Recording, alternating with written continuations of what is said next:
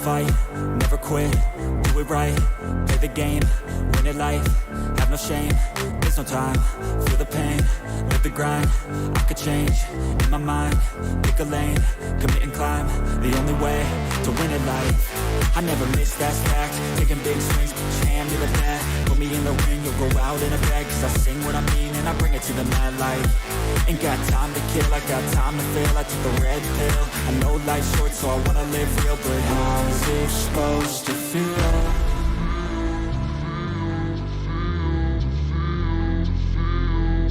How's it supposed to feel?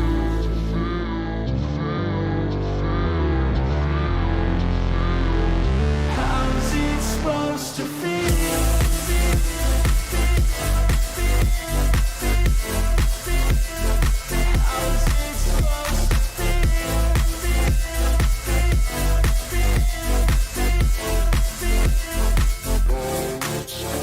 They wanna say my name, but they holding back. They wanna say they hate, but they know it's cap. I ain't play no games, I just do that's fact. And I don't feel no shame, it's a mood you lack. I go crazy, nah, but I ain't lazy. Track after track, I work on this shit daily. Pass me the jack, right as fuel, got me hazy. About to unpack all these shit I've been chasing. I've got visions in my head, like memories after death. To be a legend instead of something you can forget. I'm living up every breath, I'd rather lead than be led. I'll fill the seats as I spread with every word that I've said.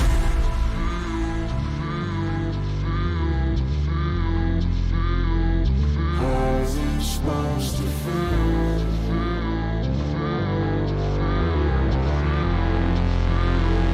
How's it supposed to feel?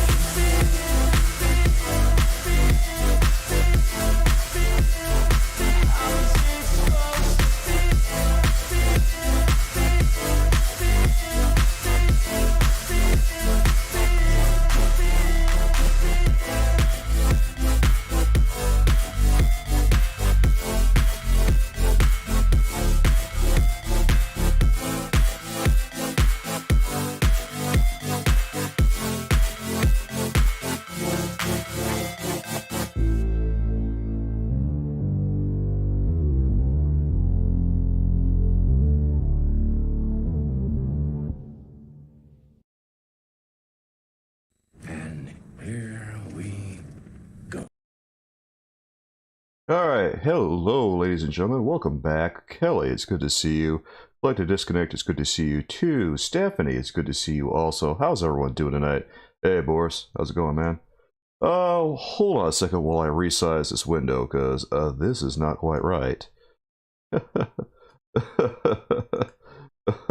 Everything got all messed up, I guess, over the course of the week. It happens. It's all good. Now we'll just resize it here so everyone can see it properly, and then we can get a good look at Mr. Fantastic. That looks about right. Yeah, that's about good.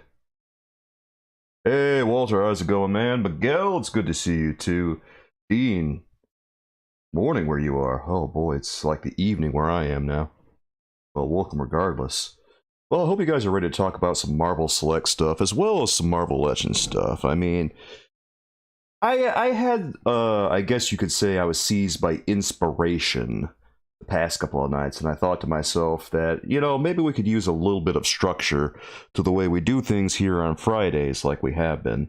And I kind of thought to myself, well, what if we, in the course of the structure, we do something where we have like a DC oriented stream on, say, the first weekend of the month, or the first Friday of the month, and the second Friday, you know, we have our Marvel stream, Marvel oriented, and then, you know, the third weekend, you know, we have like the ranking stream, and then the last one, of course, we do our members only thing. And I've got something special planned for the next members only stream. I'm not going to tell everyone what it is quite yet, but I'm experimenting with something, and we're going to see how it works. It's going to be, I guess you could say, a provocative topic of discussion. And yeah. I'm hoping it's going to go over well. I hope everyone likes it. We're going to try it out and see how it goes, because that's what it's all about, right? Dean says, Chode's video sounds great. Thanks a lot, Hasbro. Oh boy. Yeah, the new Chode wave. I'm not gonna lie about that one. I wasn't really all that excited about it from the get-go. And once I saw Chode, it really left me feeling cold. First action figure we're going to talk about today in regards to Marvel Select, of course, is the new Mr. Fantastic. So let's just get him full screen here and take a good look at him. Coolers, it's good to see you, man. How's life going over there? I'm doing all right, personally. You know, it's good to be here. I'm a little late today because I had a little bit of an accident in the kitchen while making my coffee. I accidentally spilled a little bit of coffee everywhere, so, you know, that was awesome. But I got it all cleaned up. It only took me about, maybe, I don't know, 10 minutes or so. Yeah, at least I have my coffee now, and that's what it's all about. Skipping that wave. Collect to Disconnect is just outright skipping the Chode wave, and I can't really say I blame you. So, you know, I know we're looking at Mr. Fantastic right now, but we're talking a little bit about Marvel Legends at the moment. Here's the thing about the X-Men, and I know I've told you guys this before, but the X-Men are just not that popular, so I'm just surprised that they're leaning so hard into the X-Men. Like, the X-Men aren't that popular. Wolverine is popular, maybe a little bit of Cyclops, because sometimes people get excited about Cyclops, but beyond that, and maybe Deadpool too. Maybe Deadpool. I haven't really seen anything in regards to Deadpool, because they haven't really been doing anything with him. It's because nostalgia? Yeah, like what nostalgia? The action figures aren't moving off the shelves. The Bonebreaker wave, that's still just warming the pegs at the store. People don't care about the X-Men. This isn't the 90s anymore. It's not the heyday of the X-Men where Toy Biz had their X-Men line, and that was doing great because that was a massive line that had a ton of toys and they were all moving. Nowadays, no one cares. Like Gambit, you can still get them at Target, I think. You can go on their online store. I think they still have them on RetroCard. Yeah, Collect to Disconnect might get Cyclops. Yeah, like the only ones I'm really interested in are Cyclops and Emma Frost, maybe. And even then, I probably might wait for them to go on sale if I get them. Yeah. Collect to Disconnect, waiting to pick up Maggot for a huge clearance. You know, you might be able to get them right now for like $10. Collect to Disconnect, unironically. Dean, they are the MCU Eternals of the comic book world. Pretty much. Like, it surprises me as much as it surprises you. But the X-Men, they're not very popular. Here's the thing about Marvel Legends. I don't know why they don't focus more... I don't know why they don't focus a little harder on the stuff that's actually popular. And the stuff that's actually popular surprises even me. Like right now, the heavy hitters for Marvel are Spider-Man, Venom, Daredevil, Hulk, and, you know, Wolverine, and, you know, Fantastic Four. Fantastic Four surprises me, but people like the Fantastic Four. Legit. Chode needs some lotion for his legs. Yeah, he needs a lot more than that. He needs to just, like, take a few keys from the Toy Biz action figure from the 90s. Marvel Legends only loves Spider-Man. Boy, I wish that were true, because they didn't have anywhere near... I don't think they had anywhere near enough Spider-Man stuff last year. Like, I thought that they didn't produce enough Spider-Man stuff. I thought that there was a paucity of Spider-Man stuff. There was a dearth of Spider-Man stuff. We needed more Spider-Man stuff. So much Spider-Man stuff that we felt overwhelmed by it. Especially considering that it was his 60th anniversary, and people were saying, oh, it's the 50th anniversary of Ghost Rider. Dude, no one cares about Ghost Rider. Ghost Rider's cool, but no one cares about him. Spider-Man. That's the ticket, guys. And here's the thing, like, Daredevil is such a popular action figure, or a popular character who's underutilized, and next year is his 60th anniversary. If they don't do something with Daredevil, they're out of their minds. They are leaving money on the table if they're not doing anything with Daredevil next year. They gotta just, like, pump out a couple of Daredevil waves. They gotta come up with special, maybe even a special Daredevil line, something, because Daredevil is mad popular. Dean says Hasbro should just release more subpar Venoms like the Retro. Yeah, I mean, even that one was crazy. People loved it. Venom is wildly popular. And if they release that, I guarantee they'll make money. I'll probably... It won't matter what I say. People will still buy it because Venom. The average YouTube commenter says Man Bull for a good Daredevil-related Build-A-Figure. Absolutely. Man Bull, Bullet, I can't. Gladiator. Yeah, Gladiator too. If anyone else can think of any others, go ahead and throw them out. But yeah, there's all kinds of great stuff you can do for Daredevil, and he's crazy popular. They're stupid for not leading into Daredevil. The Amazing Fantasy body would be great for original Daredevil since he was younger then. No, it wouldn't. Daredevil is like 6 feet tall, and Amazing Fantasy is like 5'7" in scale. That wouldn't be a great choice for Daredevil at all. Daredevil is like huge next to Spider-Man. Daredevil's around 6'1" or so. 6 foot, 6'1". The Owl. Oh yeah, the Owl's a classic character. Classic Daredevil villain.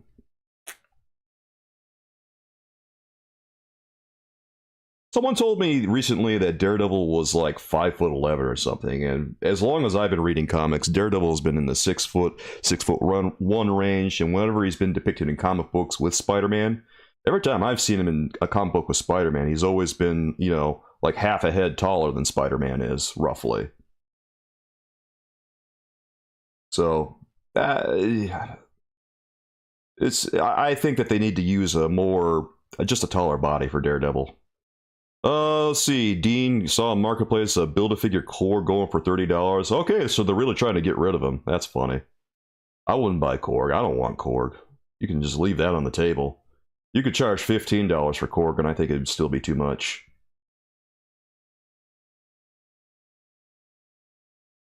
Hasbro could improve Chode by giving him extra fingers.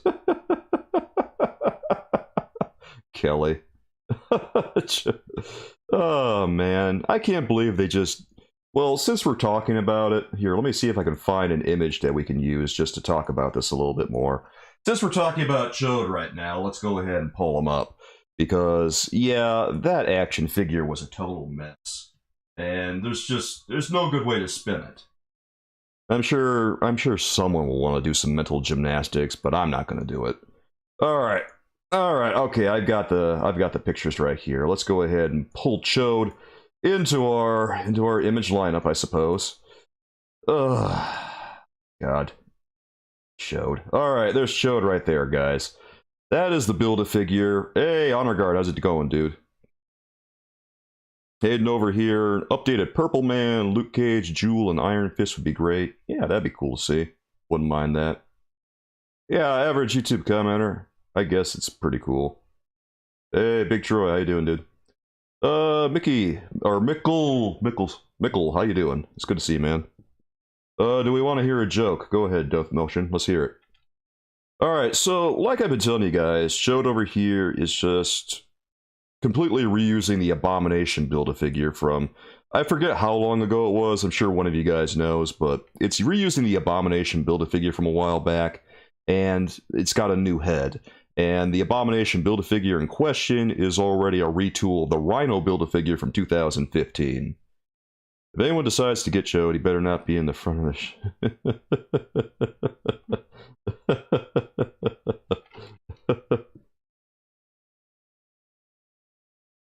The Owl? Yeah, the Owl is crazy. The Owl is one of Daredevil's biggest villains, and I'm kind of surprised that, like I said, I'm surprised that he doesn't show his face in Marvel Legends yet. I'm just so confused that they're not leaning into Daredevil harder than they are. Like, every so often you get Daredevil. Daredevil's more popular than Captain America. He's more popular than Iron Man. He's more popular than the X-Men. he's one of Marvel's top tier characters. I don't know who they think the top characters in Marvel are over at Hasbro, but whatever they think it is, they got it twisted. Daredevil's up there. He's like in the Mount Rushmore right now. Hey, Stapler, you got a Hydra Stomper? That one looked pretty tight, not gonna lie. Oh, you're right, that one's a beast. I thought about getting that one. I ultimately didn't, though. Why did the Scarecrow keep getting promoted? Because he was outstanding in his field. Death Motion. That's great. Collect a disconnect, like we said countless times. Marvel Legends equals repainted body, new head. Yeah, I know collect a disconnect, but here's the thing. Like, I've been talking about that in regards to the regular releases, not the Build-A-Figure. Like, if they're just going to start doing that with the Build-A-Figure, they gotta stop making Build-A-Figures. Like, if this is the way Build-A-Figures are going to go for the foreseeable future, I think they need to phase them out, because this is not it. I don't know. What's the incentive of spending $150, $175 on a wave of action figures when you're just going to get, a Build-A-Figure that's got a new head and that's it? Really, what's the point of that? What's the point anymore? I would rather they just do regular old releases where they just, like back in the Toy Biz early days where they just didn't have Build-A-Figures. Century would be great on the Iron Man retro card. Yeah, he'd be cool. I don't think anyone would buy him, but he'd be cool to see.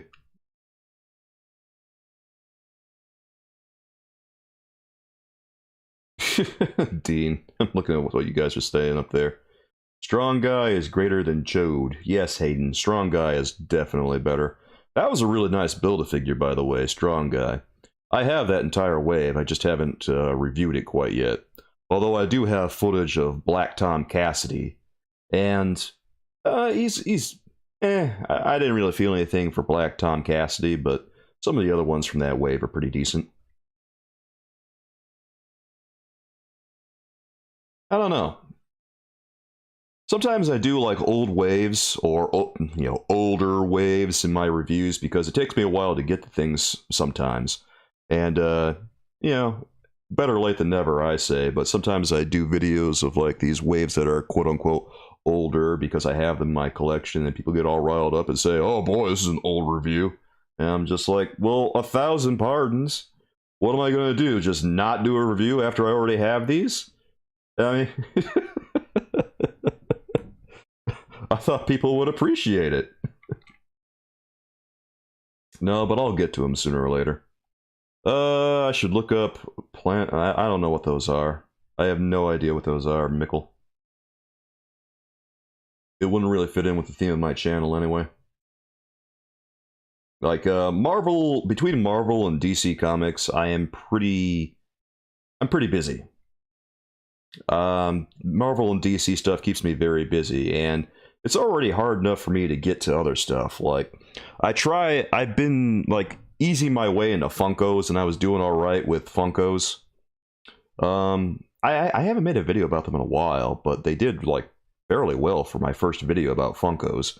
And then I went and I've been thinking about, I did some Marvel Legends 3.75 inch stuff, and those did pretty well too. And then there's the Spin Master stuff where I haven't gotten around to that at all. And I would like to like keep tabs on it, but there doesn't seem to be any news out there that people really like. You really gotta find it. I'm in. Yeah, thanks for subbing, dude. Appreciate it. The personal collection. Ah, okay. Sorry. I'm just chatting, shooting the breeze at this point. View of the pop ride of the Penguin and the Duck car. Oh wait, did they have that? Oh, that actually might be a really good idea. Oh wow, Dean, that sounds awesome. Well, the reason I talk about Marvel and DC stuff so much is that it's been like the cornerstone of my collection for my entire life. Because, I have G.I. Joe's, the little 3.75 inch action figures from way back when. I got some Star Wars stuff from the 90s. I've got, wrestlers from Jax as well as Hasbro. But if there's anything that I would say I've collected more than anything else, it's definitely Marvel and DC stuff. Because I've always been the biggest fan of comic books, always been the biggest fan of Marvel and DC, so... And plus, I feel like that's what I have the greatest knowledge base of, so that's what I focus on personally. Do you think we will get a new Skrull Build-A-Figure this year? At this rate, probably not. X-Scully, I'm going to say right now that Stop right there. I'm in. Oh, hey, Death Motion, thanks for subbing, dude. I didn't know you weren't subbed. I'm surprised. Well, welcome regardless. Yeah, Kelly, exactly. A new head with an articulated jaw. That's the selling point for this one. Not that they, not trying to get it right, not even getting, in the same ballpark. No, they're playing a completely different sport and trying to pass it off as a new action figure. Come on, man. But no, between Puff Adder and Chode, I really don't feel like there's gonna be a new sculpt Build-A-Figure this year. I think this might be what they're doing going forward. They're just gonna keep recycling Build-A-Figures and like I said, if this is how they're gonna do it, they just need to discontinue the Build-A-Figure, because I would rather they just release something good as a deluxe action figure than release garbage as a Build-A-Figure and charge more money. I mean, if they get rid of the Build-A-Figure, maybe they can do more with the individual action figures. Of course, if they get rid of the Build-A-Figure, they're going to stop doing such obscure releases like they have been for the new X-Men wave that we just saw. You know, like Kid Omega. Well, I don't know if he's necessarily obscure, but, you know, ones that people don't really care about. Ones they are not confident are going to move. And in which case, you know, maybe they don't really need a Marvel Legend anyway.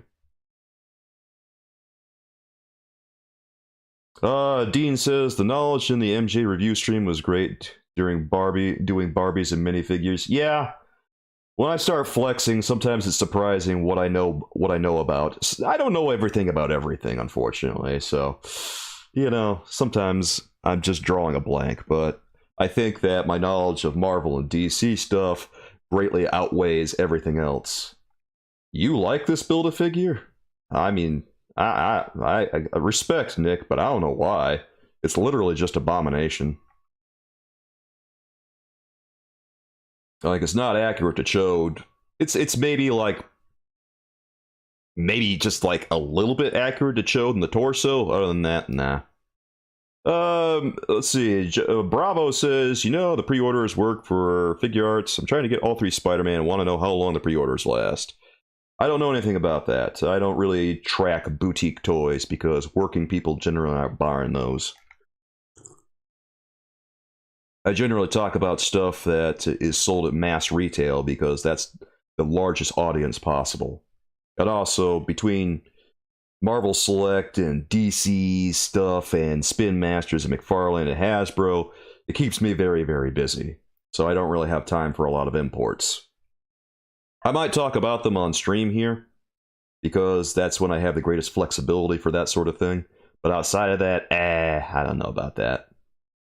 Dean says he's a Doomhead away from being in the Seagal tier. Dude, I would just already put him in the Seagal tier, to be honest.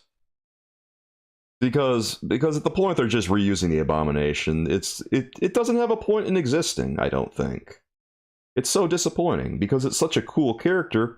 And I have the Chode action figure, I think, still. I don't remember if I do or not, but I had him once upon a time. The one that Toy Biz made in the 90s, and it was a pretty fun action figure.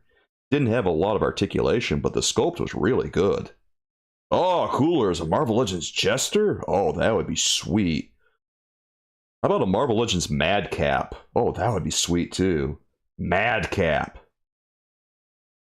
Mikkel, you didn't know you paint, man? Do I customize action figures? No, that's more my girlfriend's bag, Mikkel. My girlfriend does some customizing here and there. And sometimes I get her action figures that she likes to play around with. Every time I get her something, she does figure motion. Figure motion over here. It's a good base for an Abomination custom.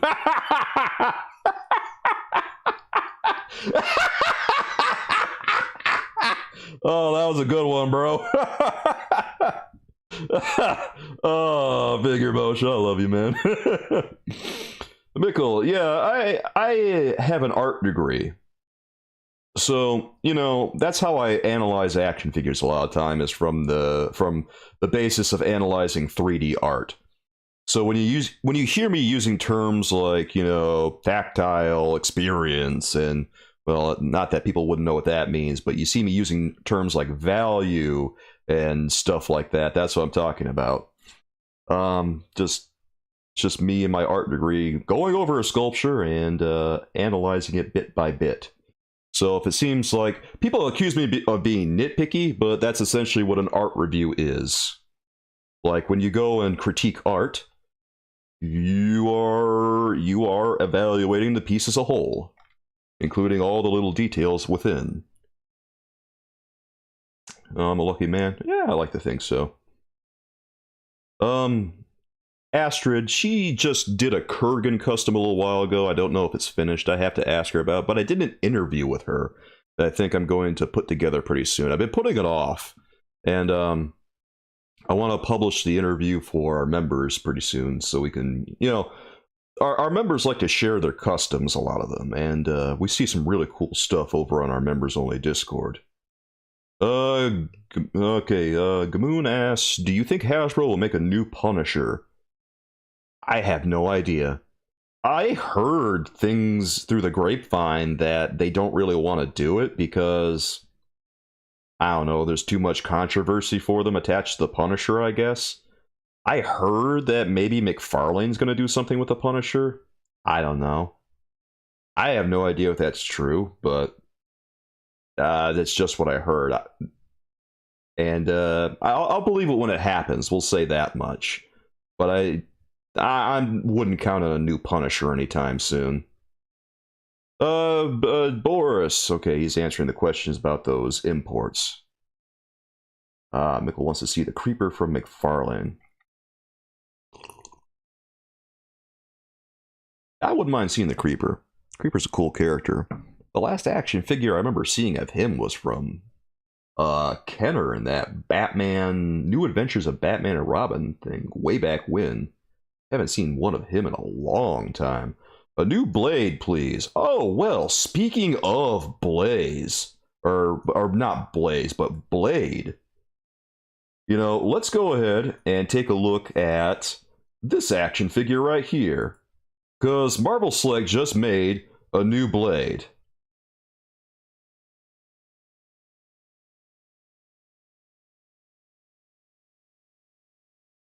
Here, why are they showing the back of him first? There's the front of him. Collect to Disconnect has Blade pre-ordered. Yeah, this Blade is not bad. Teeth look a little weird, I think, on one of the head sculpts. Actually, let's take a look at the head sculpt here does not look bad at all. That looks really cool. All the details in the body look really cool, too. This is a nice version of Blade. You see all of his stakes over on his side there. Yeah, this is really cool. I love this. Oh, that's a nice detail, too. Ooh. Little knife there at his side. Okay, they're measuring him. Why don't they show the close-up of his head? What do they got against showing me the close-up? Alright. Alright. I guess they're not going to show me the close-up. You know, sometimes Diamond Select, I think, needs to work on the photographs they take for their action figures. Because a lot of times they don't show the accessories and stuff. And I'm looking at it going, well, why don't they show me this close-up? Why don't they show me, like, the weapons and stuff? Their action figures look great. But it's like I have to wait until the release to see everything that's in the package. You know what I mean, guys? Collect to Disconnect says it means the cheapest possible Blade to get right now. Yeah, I've got a few Blade action figures. Actually, do I have a few, or do I just have the one? I have to think for a second. I think I only have the one that was in the Toy Biz Series 5 wave, way back when they were making Marvel Legends. I've got that one, and that one is the movie version of Blade. It's not a bad action figure, but obviously it's pretty old. Could use a little bit of an update. Dean, anyone tried the Avatar: The Last Airbender figures from Todd? I have not, but I'm sure somebody here has. Select Beta Ray builds, select Apocalypse are about to ship. See, Apocalypse is the one that I really wanted to get personally, because Apocalypse, I mean, we talked about this one a little while ago, but this guy is sick. I mean, come on, look at this. I mean, it's absolutely perfect. I know they don't show any of his attachments or his accessories here in the photographs, but I saw them over in their display case at one of the shows that they were doing, and it looks awesome. He's got like a little drill, a little claw. He has like one other arm accessory, I think. But man, look at this thing. Now that is a classic Apocalypse right there. Wait, what's this? Okay, it seems like there's a... That seems like that design's kind of stopping in the back there. Well, you know, for 30 bucks, I guess there's got to be something that isn't quite right. But you know what? For 30 bucks, I say this is a pretty decent looking piece of merchandise. Hayden says, Apocalypse sold out quick. There's going to be more Apocalypses. That's the best thing about Marvel Select, is that even when something sells out, you know, there's still going to be more of them eventually. And that's why I love Marvel Select. One reason I love Marvel Select. I never feel like I have to be, you know, it feels like I don't have to have fear of missing out because I know they're going to get more of them. Hey, Gavin, you're marathoning Friday the 13th? Congratulations, bro. That's awesome. I haven't watched one of those movies in forever. But I'm not gonna lie, I have fun with them. Maybe I'll do that with Astrid sometime soon. Marathon that series. Hayden says that he wishes Todd would make a classic Wonder Woman, especially for superpowers. He did make a Wonder Woman, but it's going to be Rebirth style, not classic style. And she's in the next wave with Nightwing and Deathstroke. That should be hitting the stores soon. I've been hearing from a bunch of sources that superpowers over at Walmart is being discounted. Possibly just to make room for the new wave. It sounds like. I've heard that they're selling for as low as $1, in some cases $7. I don't know. If you want any superpowers action figures, I'd go and check them out, guys. I currently have all the ones that have been released. I gotta do a review soon, but you know. Things kind of sneak up on me. Mickle says that a McFarlane Mask of the Phantasm line would be next level. That is the right name. Yes, Batman Mask of the Phantasm. That's right. And yeah, that would be cool. I don't know if he's going to do it, but I imagine I wouldn't be surprised if he did a Phantasm action figure at some point. A whole wave, probably not. But you know what I also say? Never say never. Do you think we will get a new Kingpin soon? Probably not, because they released one fairly recently. Well, like I say again, never say never. I would think that it'd be more likely to see MCU style Kingpin sooner than, say, you know, the comic book style Kingpin. Of course, if they release a comic book style Penguin or Kingpin, I keep accidentally confusing the two. It would be nice. Honor Guard over here says, I'm trying really hard to pay attention, but we have a new puppy, and he's not respecting my time. What is with dogs these days? You know, my girlfriend has a dog just like that that's always trying to get my attention too, Honor Guard. She's always barking at me, always jumping up in my lap. She kind of just jumps in my lap and stares at me for hours. It's like love at first sight whenever she jumps on my lap. I don't know what it is about that dog. Okay, Figure Motion over here asks, which Apocalypse is better, Hasbro or Select? Select. I mean, it's not even close. Come on, look at this thing. It's not even close. It's not even like a contest. Select did it better. Easy. They nailed it. This is classic Apocalypse. This is like Walt Simonson Apocalypse. It's perfect. Kelly says a new Punisher would be awesome. Looking at vehicles to make your own battle van. You know, it would be awesome as if Hasbro did a battle van at some point too. I would really love to see them, I don't know, just do some cool vehicles like McFarlane at some point. Hayden says you might get into superpowers. Yeah, for $10 a pop, Hayden, it's worth looking at, especially if you're interested. A lot of the old timers are complaining that, oh, it's not like my superpowers line, but I'm just kind of going, you know what? I wasn't even alive for superpowers, so this is just fine to me. I mean, this reboot that McFarlane's doing, I'm into it. Scrolling down now. Scrolling down. Sorry, everyone. Just going through all of these comments. They come fast. They gave us, hey, Hayden over here. They could give us the Iceberg Lounge from Spider-Man, or Iceberg from Spider-Man the Animated Series. Oh, I thought that Hayden was making a Penguin joke for a second. I'm sorry, Hayden. But yes, that would be cool, man. Anything Spider-Man related is tight. Collect to Disconnect says Select Price is better.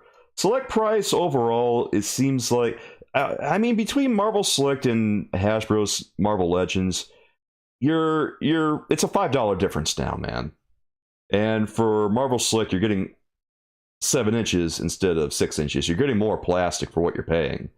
So it seems like overall, you're getting the better deal with Marvel Select. It's hard to keep justifying Hasbro's Marvel Legends when Marvel Select is right there putting out characters that overall I think are more desirable. Like Apocalypse, Mr. Fantastic, Blade, Iceman. A lot of cool releases. Speaking of Iceman, let's pull him up in a second. Respectfully disagree. Not a fan of his face sculpt. That's cool, dude. Cartoon colors. Who cares about cartoon colors? X-Men the animated series is like not the end all be all of X-Men stuff. I'm just going to put it out there that I'm not really that big of a fan of X-Men the animated series. I like Spider-Man the animated series more, but Batman the animated series is better than both of them.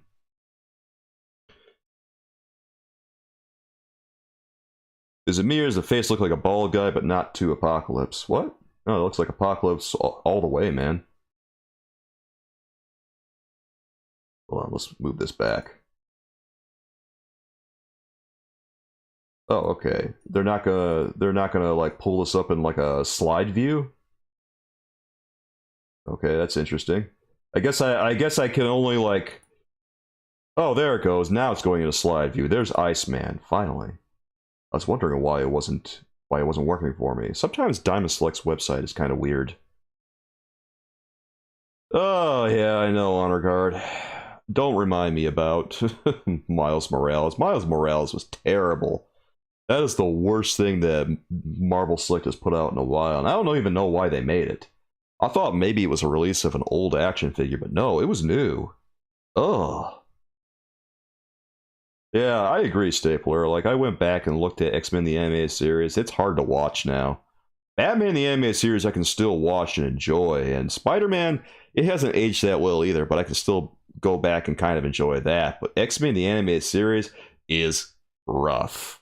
It is rough around the edges. It was good back in 92. Oof. In 2022, wasn't feeling it.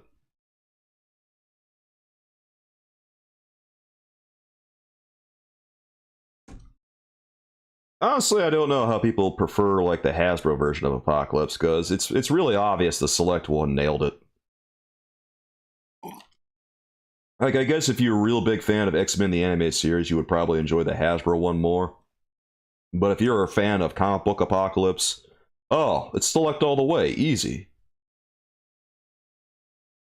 Figure Motion here says, got the Captain America 20th anniversary. Oh, wow, you got it for retail? Where'd you even get it, dude? Wait, did Entertainment Earth have it? Because they keep getting, like...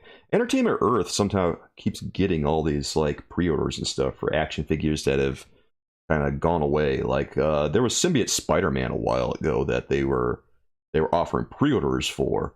And I thought about getting it, but then I decided, I don't want to deal with Entertainment Earth. Like... It was a third party on the Walmart app? Really? Really? Wow, okay. You know what? That's a W. Take the W. Good for you, man. Average YouTube commenter. The Toy Biz Build-A-Figure is the best Apocalypse figure, but the Hasbro... Oh, are we talking... Oh, yeah, we're talking about that giant one. That one was obnoxious, man. The Hasbro's Build-A-Figure is good for a vanilla Apocalypse. I agree. It's fine. It's a good Apocalypse. There's nothing wrong with it. I just like the Select one better. I think that it looks more like a traditional Apocalypse. Or I should say it looks more like Walt Simonson's art. I'm such a fan of Walt Simonson. I love his drawings, bro.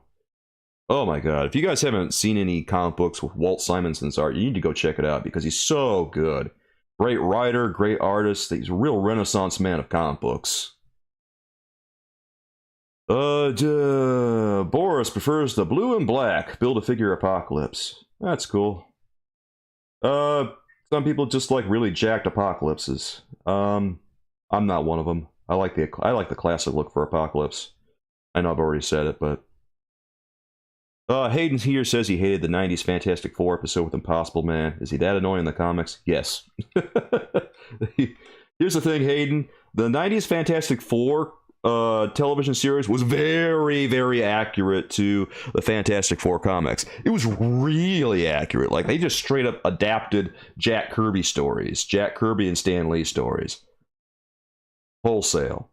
Like, I was kind of surprised how accurate they were to the comics. So, Impossible Man, is he that annoying? Yes. Yes, he's that annoying. He's really that annoying. He's like Marvel's Mixias Pipalik. Very irritating character on purpose. Dude, I wish I had the Toy Biz Fantastic Four Impossible Man figure. You know, I wish I had all the Fantastic Four classic stuff from Toy Biz. Because, man, those were cool toys. I don't remember ever seeing them, though. Wait, you got... Oh, wait. Collective Disconnect says he got the Captain America 20th for free with a GameStop fiasco. What happened there? Did something happen that I didn't hear about? The Marvel Comics meme says, I think that the Apocalypse knows the problem. What? What are you talking about? Marvel Select over here? Because it's Marvel Select figure rules. What do you guys? You guys are tripping if you think Marvel Select isn't better than the Hasbro one. Oh! I'm just scrolling through some shots of Iceman here. I'm just blown away by how good this is. Oh, it comes with 2 different belts. That's so weird, but it's so cool at the same time. I'm a little nervous about that plastic, though. Also, it comes with 2 heads. Oh, that's so good.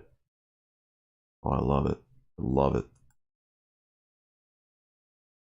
Well, let's go back to, like, Mr. Fantastic over here, because, you know, we've seen a little bit of Mr. Fantastic. Haven't seen too much of Mr. Fantastic. But we have seen that some versions of Mr. Fantastic have, like, cross eyes or something like that. And in some shots, it doesn't look as bad as others. Like here, it looks pretty okay. Yeah, it doesn't look too bad. But then you go over to like here, it kind of looks like Mr. Fantastic's a little cross-eyed. Also, it comes with this base that kind of looks like a cup. It's supposed to be so you can wrap around enemies. But yeah, it looks a little bit like a cup. Come on, man. Let's see here. Dean says that the 90s Spider-Man show was so good. They did a lot of amazing toys for it. They really did. Like the Spider-Man Toy Biz line that they did for that show was outrageously good. You gotta hand it to Toy Biz. They really committed with the lines that tied in with TV shows, like the X-Men line as well as the Spider-Man line. They did not. They went all out for it, and both lines were really extensive, really good releases in both of them. Hayden says there's a multiverse Spider-Man who dresses like Rorschach, mask included. I think you're talking about Spider-Man Noir. Not sure, though. In which case, we've seen Spider-Man Noir a lot. There was a recent one released. If you're looking for him, he's a Target exclusive.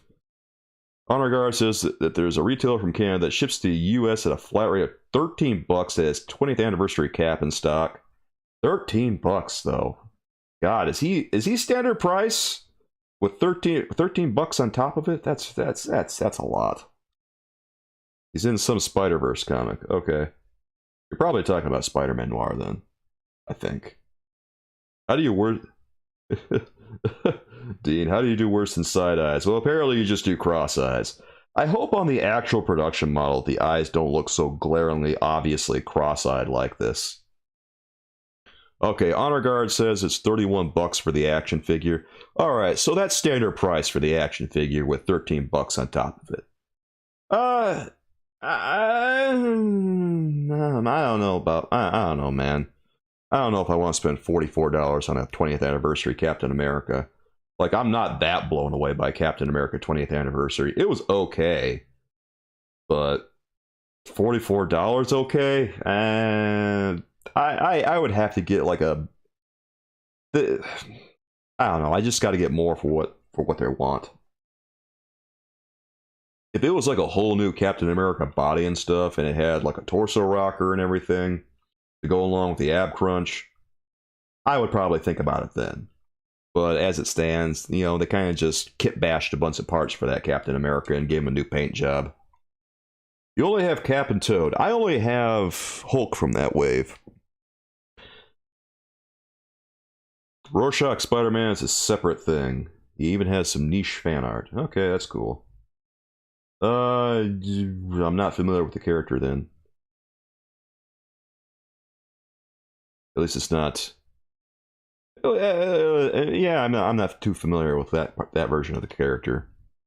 Collector Disconnect over here got 2 caps for free, 2 Ben Rileys. Ha! Ha ha! What was going on with GameStop, man? Was there just a massive glitch or something?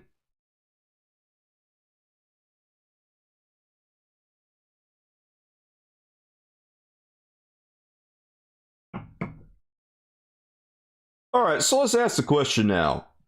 What do you guys think of this Mr. Fantastic?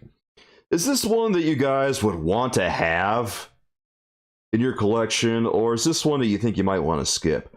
Now, I know they're not showing all of his accessories in this one because they say that there's more like stretchy accessories and stuff. And also, obviously, they show an additional accessory here. They show him with a new torso part, you know, an interchangeable torso part, which is very fun indeed. But I'm kind of interested in this one, but the cross eyes give me a little bit of pause. Oh, Collect a Disconnect over here says, for them, GameStop fiasco, some rogue employee at the GameStop warehouse was sending Ben Riley instead of Captain America 20th, so they refunded the cap, let you keep Ben Riley, and still sent the cap. Wow, really? Oh, dude. Well, that gives me a little bit of pause on ordering GameStop stuff, that's for sure. I ordered some stuff from them a while back, and I didn't have any issues, but that's a little disconcerting. That's... I guess at least they got to liquidate their Ben Rileys. Oh, hey, this is a nice opportunity to get rid of this peg warmer. Excuse me, Staple over here asks, what do you paint, Soulkeeper, and do you have videos of you painting? I hope that's not a weird question. Big fan of my man Bob Ross and love watching people paint. I paint a lot of stuff, but for the videos that I have on my other channel, I do a lot of like landscape stuff because it's what people like to see. And it helps people, I don't know, it helps people relax. So that's mostly what I do in regards to the content over there. I don't really do it that much now, but occasionally I still go back to and do it. And I work in both oil painting and watercolor, which I hear is unusual, but I'm a master of both mediums. I studied 2D art when I was studying art in school, and somewhere along the way I just mastered both mediums. The name of my channel is Soulkeeper's Art Studio. That's the name of that one. And my most popular series on there is the ASMR, unintentional ASMR, because I'm not really trying to do ASMR, but people like to think it is. I appreciate it, Stapler. I hope you enjoy it. Currently, I'm re-editing some videos on there, so there will be some different content coming in the near future, but right now I'm just kind of fiddling around with those videos.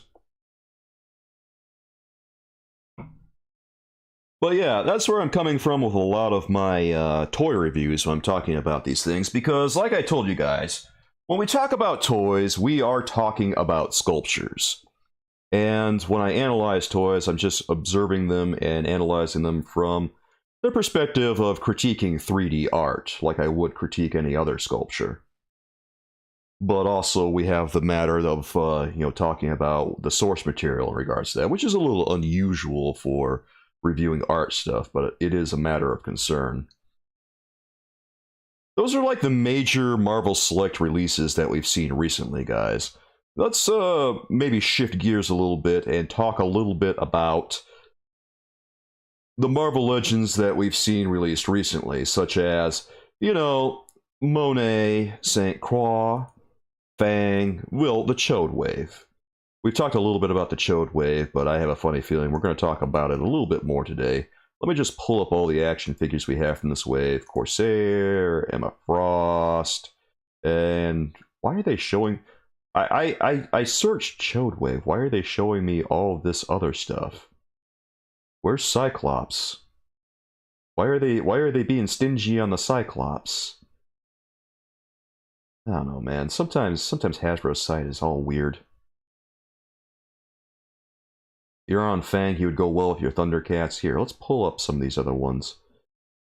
Can I please just get a decent image of each of these characters? Okay, so there's Monet right there. We don't need her anymore. And yeah, that works for me. That's Fang. Hey, Rewind, how you doing, dude? Stuck at work? It's all good, man. It's good to see you, dude. How's life treating over there? You don't have to answer if you're working right now. I'm just glad you're here.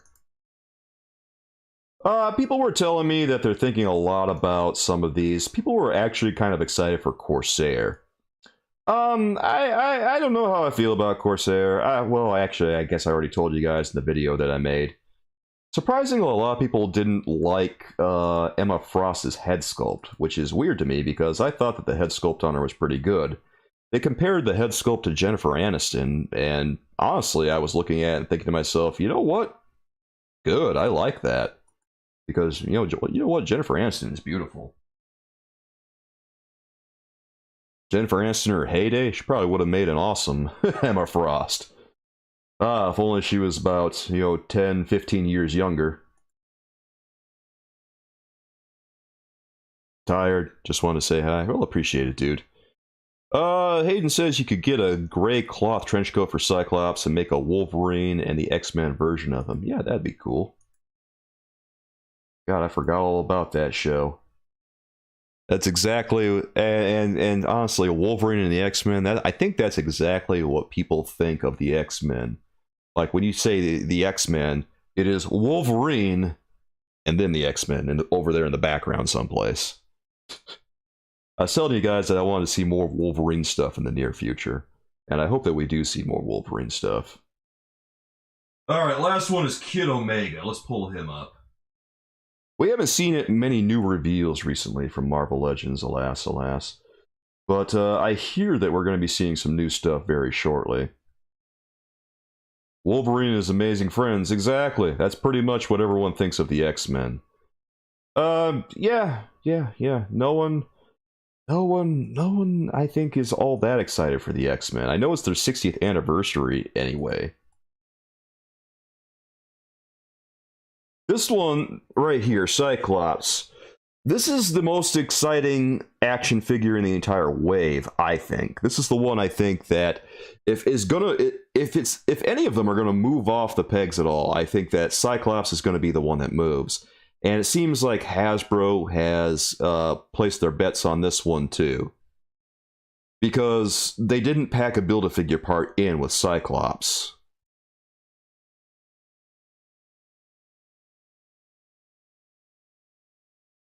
And,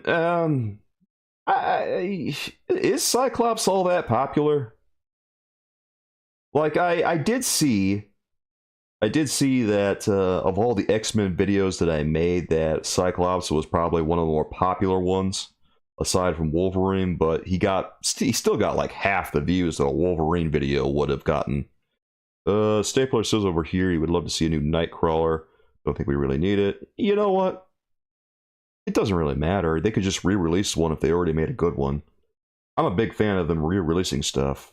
The biggest thing I would say is if it doesn't have an a torso rocker, then they should, retool the action figure so that it has a torso rocker. That's probably the most immediate improvement they could give any action figure that they want to re-release. Kid Omega is going to make a great teenage custom. Yeah, I know people keep telling me about customs. I guess it's nice for people who like customs, but when I review action figures, customs don't really enter the equation. It's not like I could just sit here and say, oh yeah, this is a pretty lame action figure, but you know what? It's going to be great for customs. It's fun for people who have customs, but when I look at it, it's not doing anything special. Yeah, I wish that Marvel Legends would release more of their great action figures. Like, say you have a really popular one. Yeah, Hayden over here saying an archive collection for Marvel Legends would be great for keeping certain characters in rotation. Yeah, it's a great idea. Like, think of one that's really popular. Like, say, just Renew Your Vows Spider-Man. Having him in rotation, he's pretty popular. Maybe they could re-release, say, the 90s animated one that was supposed to be a Walmart exclusive, but no one really got him. That wouldn't be a bad one to re-release. Kid Omega could be used to make a symbiote Spider-Man in that smaller body. Yeah, they could do it really easily. I mean, there's no paint on him hardly, so... Well, there's no sculpting on him, so it would be very easy to do. Considering that they just put paint on him, yeah, it would be easy to pull off. Stapler likes to customize his action figures. That's cool, man. Some people really like customizing Generally I don't focus on customs that much in my videos, obviously at this point. But my girlfriend does customs, and like I said, I'm going to publish a video very soon for our members. I hope you guys enjoy. Oh, excuse me, I'm losing my ice here. Oh, my ice is melting. Re-release Bucky. They keep re-releasing the Winter Soldier, don't they? I remember that, Honor Guard. Like, did anyone want a re-release of the Winter Soldier? I don't recall anyone really clamoring for one, but he got one regardless. I think they just re-released him because the Falcon and the Winter Soldier came out. Average YouTube commenter over here says, imagine a wave of BAF-sized figures with Build-A-Figure like the first Toy Biz ones. Yeah, I kind of wish that we would see... Here's the thing, like, I think that the Hulk shouldn't be considered a deluxe action figure. I think that the Hulk should fit in the standard Marvel Legends size package. And the fact that they've purposefully made the box so small that it can't fit the Hulk anymore is a little gross. Like, I think that the Hulk should be like the baseline for a standard Marvel Legends action figure. And then anything above the Hulk size, I would be fine with that being a deluxe action figure. Hasbro's gonna Hasbro. Yeah, Hasbro's gonna Hasbro, and I'm gonna criticize them for it. If they're gonna keep... I guess that's the gist here. If they're gonna keep being Hasbro, I'm gonna keep criticizing them for it. Xscully says, I think just a standard articulation system for Marvel Legends is a need with all the essentials articulation. I think that the torso rocker should be standard on everything at this point. I don't really think that we should be seeing the ab crunch anymore, because it's pretty obvious that the ab crunch plus waist swivel is outdated and ugly looking, and we keep seeing it now. And now that we've gotten a healthy taste of the torso rocker, pretty obvious that the waist swivel is obsolete.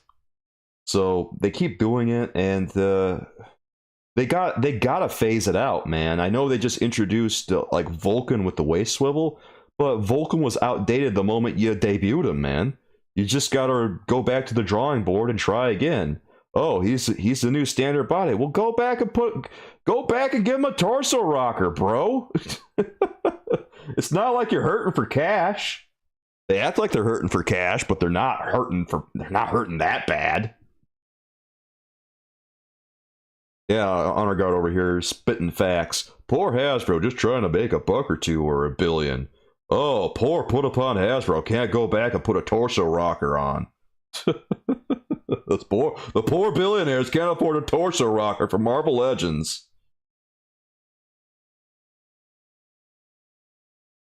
Hayden over here spitting facts too. That reverse ab crunch and torso cut, that is the bee's knees. God, that makes me sound old, doesn't it? No, I should stop saying that. The torso rocker plus ab crunch is fire. Absolute fire.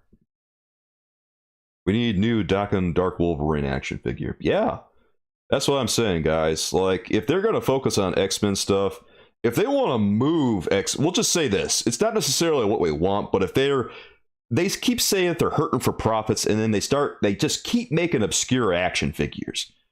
They keep making obscure characters. Just focus on Wolverine, dude, if you want to make money. If they're hurting for profits, focus on Wolverine if they want to celebrate the X-Men 60th anniversary, because it's all the majority of people care about. Put a Wolverine logo on it. Make Wolverine characters. I can almost guarantee if you make an entire wave of Wolverine stuff, it's going to fly off the shelves. Like, say you have like a Bloodscream Build-A-Figure. If you want to lean into Build-A-Figures, have a Bloodscream Build-A-Figure where he's in his transform mode and he's all bloodthirsty and everything.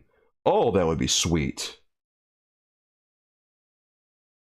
They could do the whole team of the X-Men. That would be crazy. Yeah, well, if they don't want to make any money, they could. Which, with this wave that they just debuted, I'm not sure if they do want to make money. Like, there's a reason that Todd McFarlane does a lot of Batman. He knows that Batman's going to move. He does some other stuff too, but he knows that if he wants to make some money, he's got to put out some Batman. And so it goes with Hasbro here, finding out the hard way that if they don't put out Wolverine or Daredevil or Spider-Man, and a lot of them, not gonna see a lot, bro. Marvel Comics memes over here says, I don't get the Hasbro molds. Why are they so expensive? They say that they have to be reused only for some characters, and they keep using old ones for other action figures. Like, I'm trying to understand what's being asked here. Why are the Hasbro molds so expensive? Well, they just cost that much because they want to drive a profit margin. Fewer people are buying Marvel Legends, and their profits are going down because of it, so they keep raising the prices. And they just keep reusing. Okay, here's what I think is happening. Talk about the new X-Men wave of Marvel Legends. Yeah, we're talking about it. I know I already made a video about it, but we're chatting about it a little bit. Here's what I think is happening with Marvel Legends. They keep reusing the same stuff to keep the cost down. I think that what happens with the Marvel Legends team isn't necessarily a matter of they don't have talent or anything, because I see a lot of comments in my comment section where people are like saying that the Marvel Legends team needs to be fired or something, or like they don't deserve their jobs, and I don't want anyone to lose their jobs or anything like that. I don't like that kind of talk. I think what's happening personally is that the Marvel Legends team gets a budget from corporate, right? And they have to work within that budget, but also they get a quota, and they have to meet their quota. And the budget isn't enough for them to keep pumping out new stuff. So they have to pick and choose what's going to be new and what's going to be reuse. And obviously, a lot of budget, it takes a lot of budget to go towards new stuff. So when they don't have enough budget, that's when they start doing massive reuse and massive repaints, because something's got to give somewhere. It's the pencil pushers, exactly, the average YouTube commenter. This is what I think is happening. They give their team a budget. The team says, well, we have to put out this many action figures. What are we going to do? You're going to see a lot of repaints. And if they don't have enough money to keep making new stuff, then you see massive repaints. And what's happening with the Build-A-Figures is they probably just don't have enough in their budget to keep making new Build-A-Figures. So what are they doing? They're repurposing the old ones.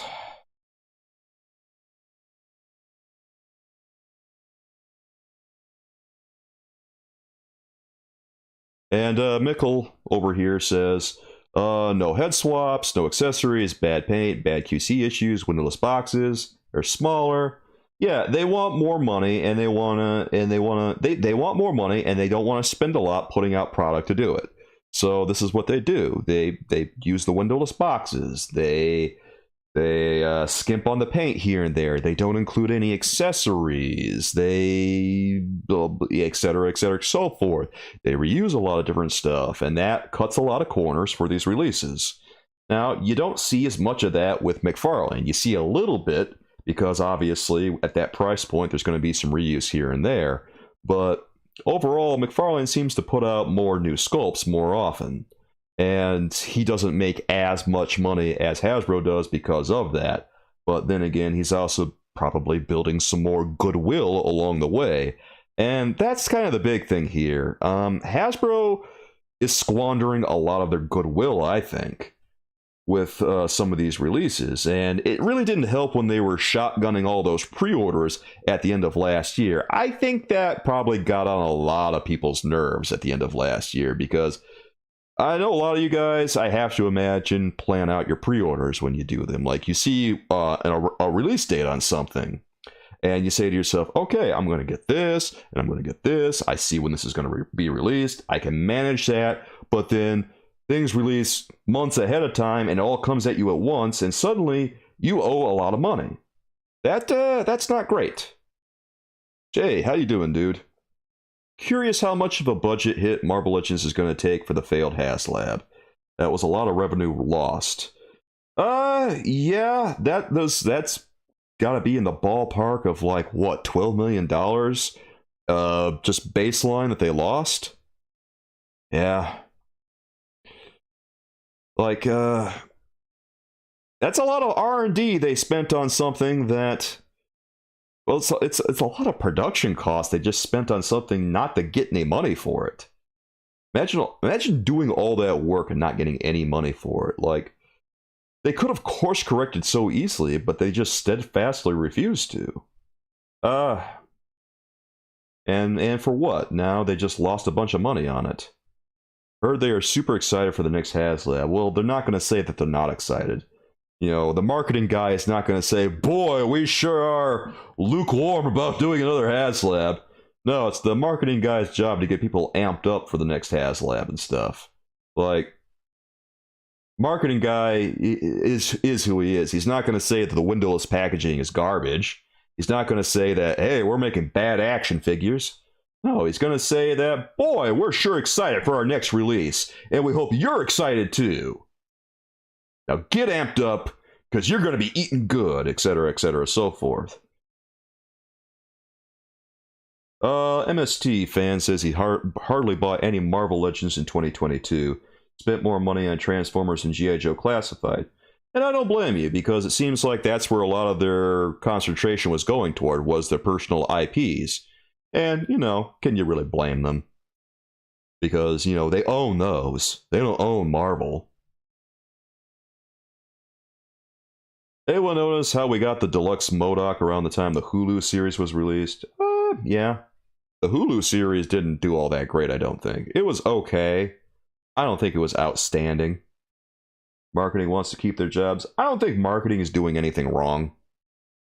Like I said, I don't want to see anyone lose their job or anything. I think marketing is just fine. It's their job to get people excited about Marvel Legends. Jay says, wouldn't a Sandman Build-A-Figure as the next HasLab put things right? You know, if they did something Spider-Man related, it would do a lot better than what they just tried to do. I don't know why they don't lean hard into a Spider-Man HasLab if they would. If they want to sell something as a HasLab, I don't know why they don't lean into something giant Spider-Man related. Like a giant Spider Slayer contraption. A giant Spider Slayer HasLab, that seems obvious slam dunk right there. You do a Spider Slayer HasLab, there's no way it doesn't. It gets funded in like 24 hours. It's over.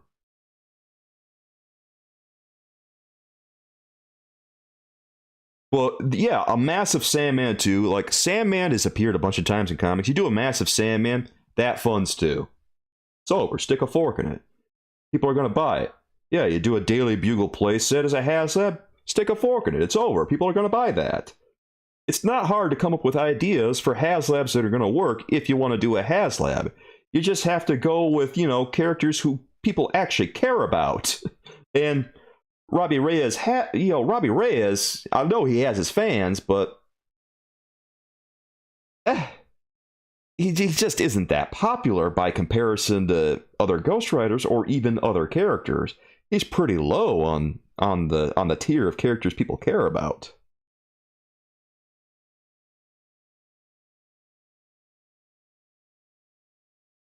God, I don't know who's deciding to make. I don't know who's making the decisions over at Marvel Legends about what characters to make, but they ought to hire me if they want to sell more action figures. I'm kidding. They shouldn't hire me. Oops, didn't mean to do that. I accidentally clicked on my transition. Sorry, guys. We're fine. We're fine. Super Luigi fans, good to see you, dude. I was live treating you. Spider fan, get more classic Avengers, and we could get a Giant Man HasLab. Well, I don't think people are going to be all excited for the Avengers. Like, no one.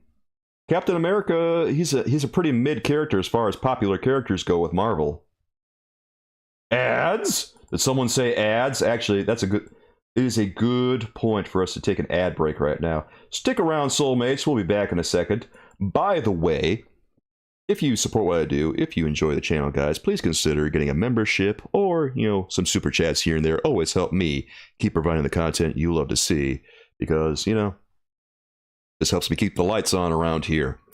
Your membership comes with perks such as priority response to comments, a members-only Discord, members-only videos, early access to videos, and also once a month we have a members-only live stream. So please consider it, my friends.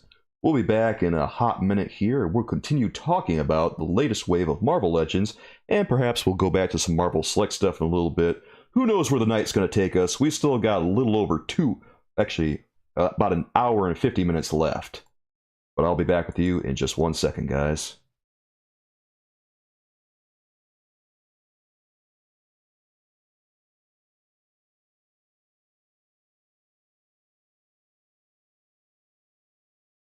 Whew.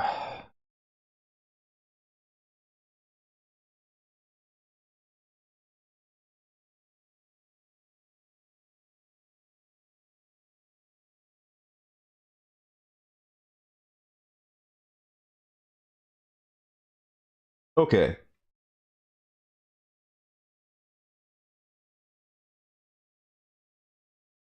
Kelly over here says that marketing for Hasbro is a thankless job. Yeah, very much is. By the way, Ryan, NSC, it's good to see you, dude. Coolers. Glad to see you here, man. I always appreciate everyone being here with me. Thank you for showing up, guys. It means a lot to me, by the way. MST fan says Ghost Rider HasLab was just a bad idea. Someone should have stopped and said, wait, is Robbie Reyes that popular?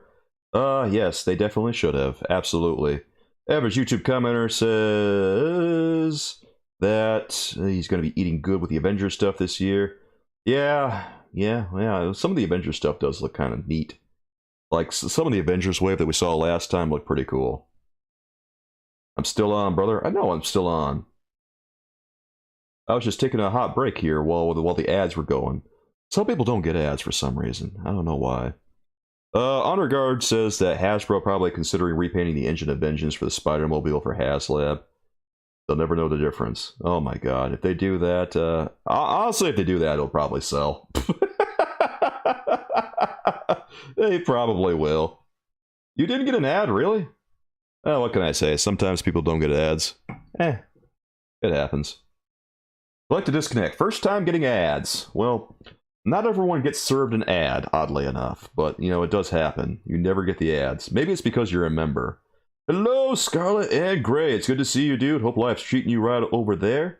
We're just talking about some Marvel Legends stuff. Shooting the breeze a little bit.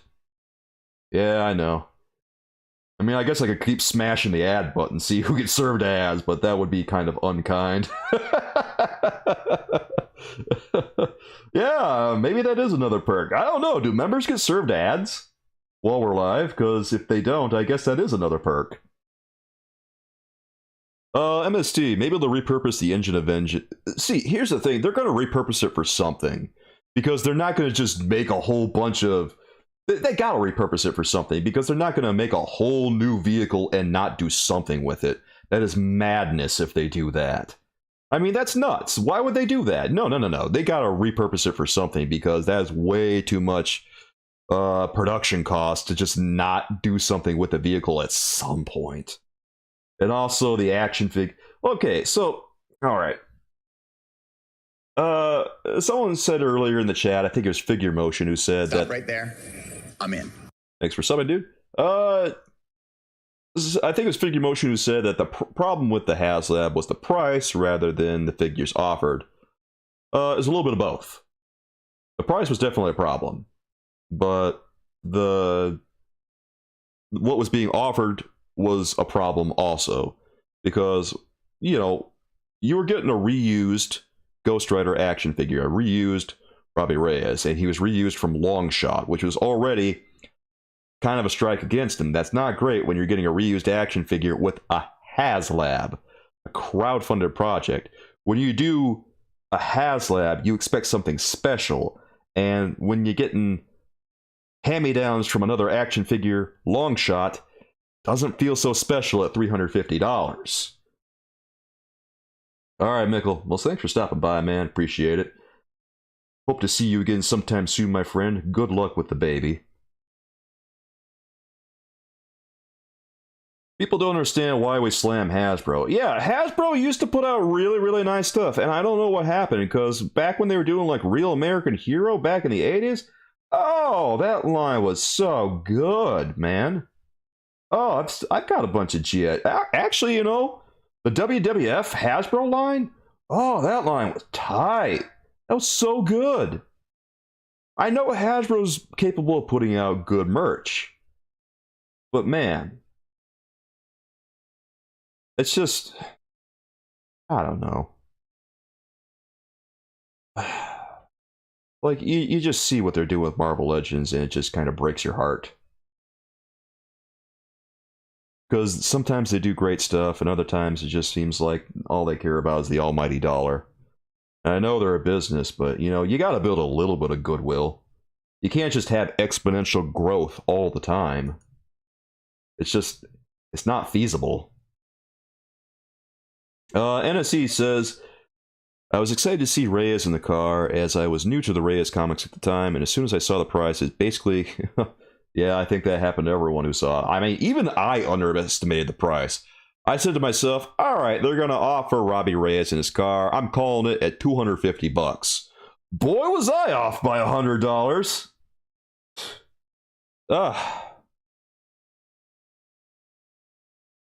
Yeah, Coolers. Even their Marvel Universe line was pretty good last decade. Dude, discontinuing that line was one of the worst calls I think they've ever made. Discontinuing that for the new retro Marvel Legends stuff, the 3 3/4 Marvel Legends line, it's not it's not even close. I don't know why they did that, because it doesn't. It's not a very good line. Like, I collected a little bit of it, but then I decided, you know what, I'm not sure this is really worth it. Figure Motion. You can buy a console and a game for $350. Accurate. You can literally buy a Nintendo Switch for that amount of money. And you got to ask yourself at that point, Figure Motion, which would you rather have? Would you rather have the HasLab? Or would you rather have the Nintendo Switch that is going to come with hours and hours and hours of entertainment? I mean, for me, it's an easy call. I would much rather have the Nintendo Switch. I have a Nintendo Switch. It's great. Love it. I've logged hours and hours of time on it. Don't need a HasLab. Really don't need to be buying a $400 HasLab. That's nuts. Like, even Galactus, I had to think about it. Like, you know, you get Galactus, he costs as much as like a guitar. He costs as much as a console. Costs as much as, I mean, name other big ticket items like that. I mean, think about it. Are you going to get as much use out of Galactus as you are of that other stuff? And yeah, I just couldn't do it. PS5 is crazy fast, Mickle says. I haven't been able to get a PS5. Are they available yet? Sony said the PS5 shortage is over, but I'm not seeing it, man. Hey, Scarlet and Gray. Thank you for that super chat, brother. And now, folks, it's time for Who Do You Trust? Hubba, hubba, hubba. Money, money, money. Who do you trust? I appreciate that, man. I really do. Thank you so much. Like I say, Scarlet and Gray, helps me keep on ticking. Helps me keep providing the content you love to see. And I really do mean that, guys. Oh. Sorry, I didn't mean to sound like I was tired or something. I don't know why I sighed like that. Your beer's still cracked? Alright, good. I thought you had to head out, Mickle, but I'm glad you're still here, bro. Oh my god. Honor Guard, put on some clothes, man. Jesus. Collector Disconnect says he got Galactus as a B-Day Christmas gift, so someone got that for you for your B-Day? / Christmas? Well, just take the W then. That's great. You know, whoever got that for you loves you, my friend. Cherish them always. Figure Motion says either a very great console plus enough money to buy a game like Breath of the Wild or Mario Odyssey, or a mini car that slightly lights up. Exactly. There's all kinds of things you can spend with that kind of money. So you have to think about, do you really want it? How bad do you really want it? And if you don't feel like you're going to get a lot of use out of it, then maybe getting the HasLab isn't really worth it. Because, God, that's a lot of money. That's rent. For some people. Well, rent is like getting crazy expensive now, but that's like half of rent for some people, or a third of rent for other people. God. I don't want to get into that, but man, that's a lot of money regardless. I'll tell you what $400 is. $400 is food for like an entire month. Marvel comic memes. Yeah, the point is the lack of consistency, because sometimes you get a super bulky figure with epic details and a lot of accessories, but at the same time they rent.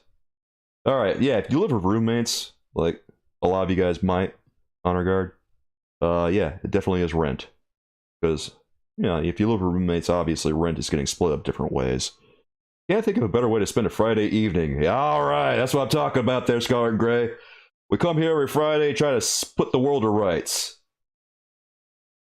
And hopefully, I was talking to everyone earlier about what we're going to do with our stream schedule in the very near future. And what I was telling people is that I think that we're going to have things a little bit more structured going forward. Like Monday, or excuse me, on the first Friday of the month, we're going to have our DC stream, our DC-oriented stream, where we talk about all kinds of DC stuff, in addition to whatever else we feel like talking about. Because you know the way live streams go. It's a stream of consciousness type experience, and we have a tendency to talk about all kinds of different stuff.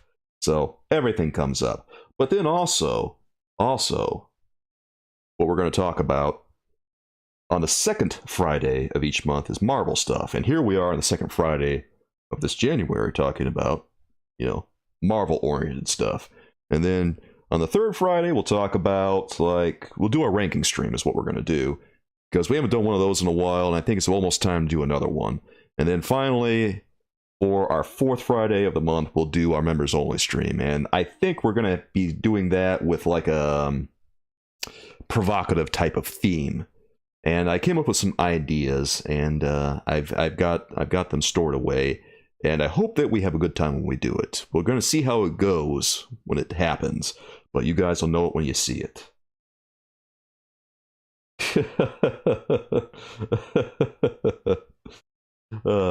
Anyway, just a few announcements for all the people who just arrived right now.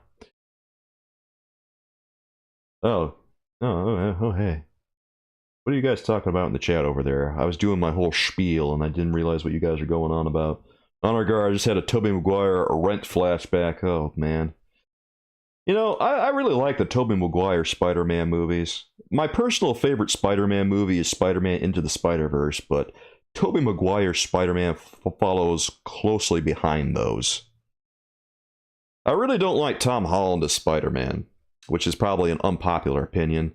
And I'm kind of wishy-washy on Andrew Garfield as Spider-Man. I didn't like his movies all that well, but Tom Holland as Spider-Man, I try to like it. It just doesn't work for me personally. Tobey Maguire Spider-Man, though, I really feel where he's at.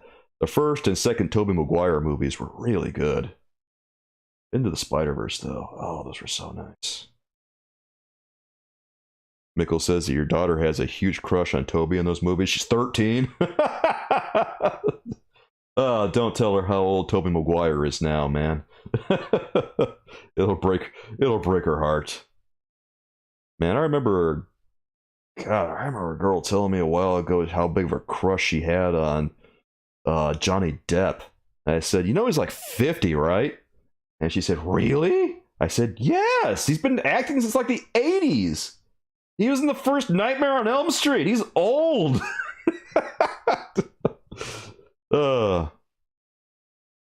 Cooler says that he agrees with Holland Spider-Man. Honor Guard's right there with me on Holland. Okay, well, I guess I'm glad I'm not the only one. Oh, you told her how old she is, Mickle. And she almost cried. Oh, I'm sorry. I'm sorry. Oh, poor girl. Well, she'll get over it. She'll just have to dream of time travel in a day when she could go see Tobey Maguire in his heyday. Coolers and Honor Guard. Yeah, Tom Holland Spider-Man, I mostly don't like him because it feels like they cannibalized Miles Morales' character to make that version of Peter Parker. And I can't get on board with it because of it. You got me crying? I guess that's a good thing, man. Oh man, Honor Guard, you remember Depp from 21 Jump Street? That was before my time, man. I don't remember that show. I remember him like doing a cameo in the movie. Marvel Comics Maymay's over here says Tobey Maguire was the perfect Peter Parker. I agree wholeheartedly. He was a really good Peter Parker. He just felt like the right one to me. He felt like he was capturing the essence of the comic book character that Stan Lee and Steve Ditko created. And it felt like he was wimpy enough for me, because in those early comic books, he's got that vibe. And Tobey Maguire has that vibe. It felt right to me. Let's see here. Everyone's bashing Tom Spider-Man. Tobey was a little too old for the role. Was he really? I don't know about that. Middle-aged in the movie. Middle-aged? He's like, wasn't he like in his early 20s or something? Yeah, Kelly, I thought he did perfect casting. Jack Sparrow is your debt. Yeah, I remember the Pirates of the Caribbean movies. They were fun. Did they say they were going to give the role back to Johnny Depp or not? I don't remember. I don't know. It was a whole big to-do. Him and that trial and everything. God, I remember following that for a little while, and eventually I just kind of stopped looking because it was such a dumpster fire. Honor Guard. Oh, God, Honor Guard. I'm sorry, man. Well, we'll get off your lawn in a second, bro. MST says that he feels that the only thing about Maguire's Spider-Man was off was he didn't really crack jokes. Like, Spider-Man kind of makes quips. I remember him making quips. Like, I remember him fighting Bonesaw, and I remember him fighting Green Goblin. I remember him joking around a little bit. There was some serious stuff in there, too. The thing about Spider-Man is he makes quips. He's like half and half. Like, he'll make quips sometimes, but sometimes he won't quip all that much. But, and I thought that Tobey got, captured that about right. Or the movie captured that about right. Because, he was making quips occasionally. He was, cracking jokes all over them. Well, not all over them. He's not Deadpool. But also, there was a lot of serious stuff, too. So I thought the balance was there.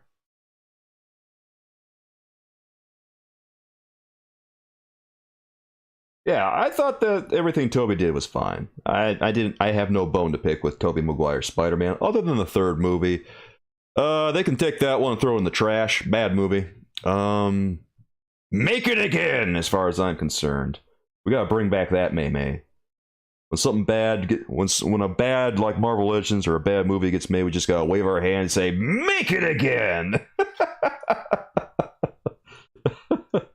Here, let's focus on another action figure. Let's focus on. Hey, do I have White Queen up here? I thought I pulled up an image of her. Oh, there she is. There's the White Queen. Ah, perfect. Bully Maguire, dude. I know he's been turned into a May, but come on, Spider-Man 3 was so bad. Randy Savage, dude. I heard that Randy Savage busted up his neck or something doing the stunts for the Spider-Man movie, and it was so bad that he had to retire from wrestling. Like, he refused to let a stuntman come in and take his place, so he kept doing it, and he hurt himself doing it. It messed up his neck really badly, apparently. That's too bad. But Randy Savage, God, he was so jacked in that movie. He was so much more jacked than he ever was when he was wrestling, man. When he was wrestling, he was kind of thin, but then you saw him in Spider-Man and, the final days of WCW, and oh my God, he was all jacked up on steroids. It was really obvious. The cape looks thick. I will say this action figure looks good, but, the thing of it is, with plastic capes, you gotta be careful, because plastic capes tend to weigh the action figure down more than a cloth cape. Yeah, he had to eat a whole lot of Slim Jims and take a few of his vitamins, so to speak, to get all prepared for that role. MST says Spider-Man 3 is what happens when the studio starts dictating things and forcing you to put stuff in, hence Venom. Well, here's the thing, like, Venom was the correct choice for the movie, but Sam Raimi he couldn't get over that. If they were going to do someone who wasn't Venom, they should have done Kraven. But Venom was very obviously the correct choice to put into a Spider-Man movie, because he's one of Spider-Man's arch enemies, and you might as well get over that. Plastic cape and heels. Well, she's accurate to the character, and that's good. Like, the cape and the heels is an engineering problem, so they got to engineer that in order for it to work right.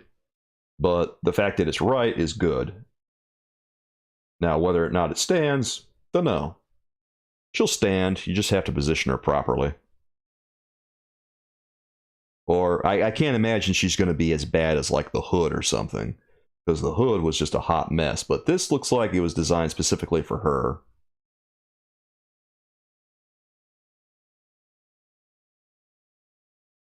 I think she'll stand fine. Like, they weren't really trying to play around with her and get her to stand during the stream that they did, which obviously wasn't the best look for her, but she's going to be fine. Like, they have to do heels. She wore heels in the comic books. They can't just give her flat footwear, because that's tacky. Tacky. Honor Guard, I just completed my Build-A-Figure Mean Gene. Wait, are you serious right now? Wait, did they really do a Build-A-Figure Mean Gene? Wait, really? Boris, I did notice that he kept dropping her during the live stream. I don't know why they didn't have her, like, prepared, ready to go. Just worried about the arm articulation. That is something that I am worried about too, because that cape, I don't know how it's going to work. Like, is she going to be able to move her arms? I know this is how the character is, but if she can't get her arms to move, that's a little concerning.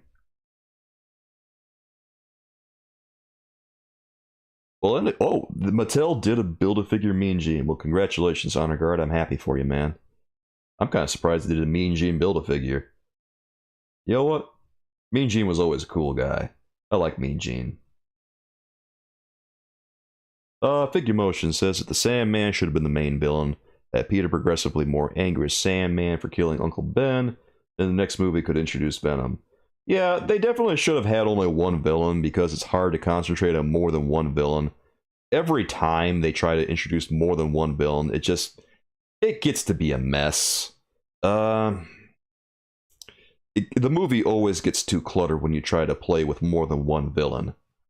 I don't know about Sandman being the main villain, because Sandman's like a C-tier villain at best. He's a henchman, he's a goon, he's not like main villain type. To me, putting Sandman in the main villain role is about the equivalent of putting Scarecrow in the main villain role in Arkham Knight. Fell a little flat, because Scarecrow is not really the cutout for that role. Scarecrow is a C-tier Batman villain. Sandman is a C-tier Spider-Man villain.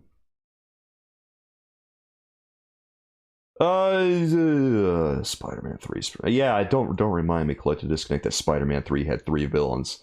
Oh, I almost forgot about the new Goblin. Harry Osborn, Venom, Sandman. Too much going on, dude. We should do a Spider-Man villain tier list. We might be able to do that. It's a little off-brand, but we might be able to pull it off. MS3 fan says that the older Batman films will attest to hold too many villains. Exactly. Excuse me. Here's the thing. Batman Returns was able to do it okay. And that had 2 villains in it. That had Penguin and Catwoman. And somehow they were able to find a balance that worked pretty well. The movie did alright, and I think it's because Batman was already established, so they didn't really have to do too much with a, character development for him. Because if you saw Batman, you already got enough character development for Bruce Wayne and Batman. So the movie could focus mostly on Selina Kyle and Oswald Cobblepot. But, then you got to Batman Forever, where you introduced Two-Face, and Riddler, and Robin, and then you're devoting significant time to Chase Meridian. Yeah, that got to be too many characters. And then you got the Batman and Robin, and then you got a slew of new characters, including Bane, Poison Ivy, Mr. Freeze, Batgirl, and yeah, what a mess. Who has the best rogues gallery, Spider-Man or Batman? In terms of variation, probably Spider-Man. Like, Batman has a bunch of fancy bank robbers, and then some other guys who are a little bit different. Gotta go? Alright, Mikkel. I'll see you later, man. Thanks for coming by again, dude. Appreciate it. Let's see. Figure motion. They did the same thing with Amazing Spider-Man with Electro and Goblin. Oh my god, the Goblin's terrible. Like, the first movie I didn't mind with Andrew Garfield, but that one that had Rhino and Electro and Goblin in it, that movie was terrible. It was so bad. I just remember sitting in the theater trying to watch it, feeling so bored. Bond, it's good to see you, man. You want a Bully Maguire action figure with May head sculpts, pointing fingers, and snapping hands. Well, you know what? Just for you, I hope it happens.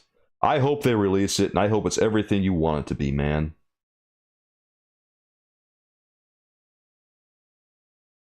I can't believe they called that a Green Goblin. I'm right there with MST over here. They called that a Green Goblin. Why is it so hard for them to do a Green Goblin? Like, they did a whole mechanical Green Goblin head for the original Spider-Man movie that they were trying to...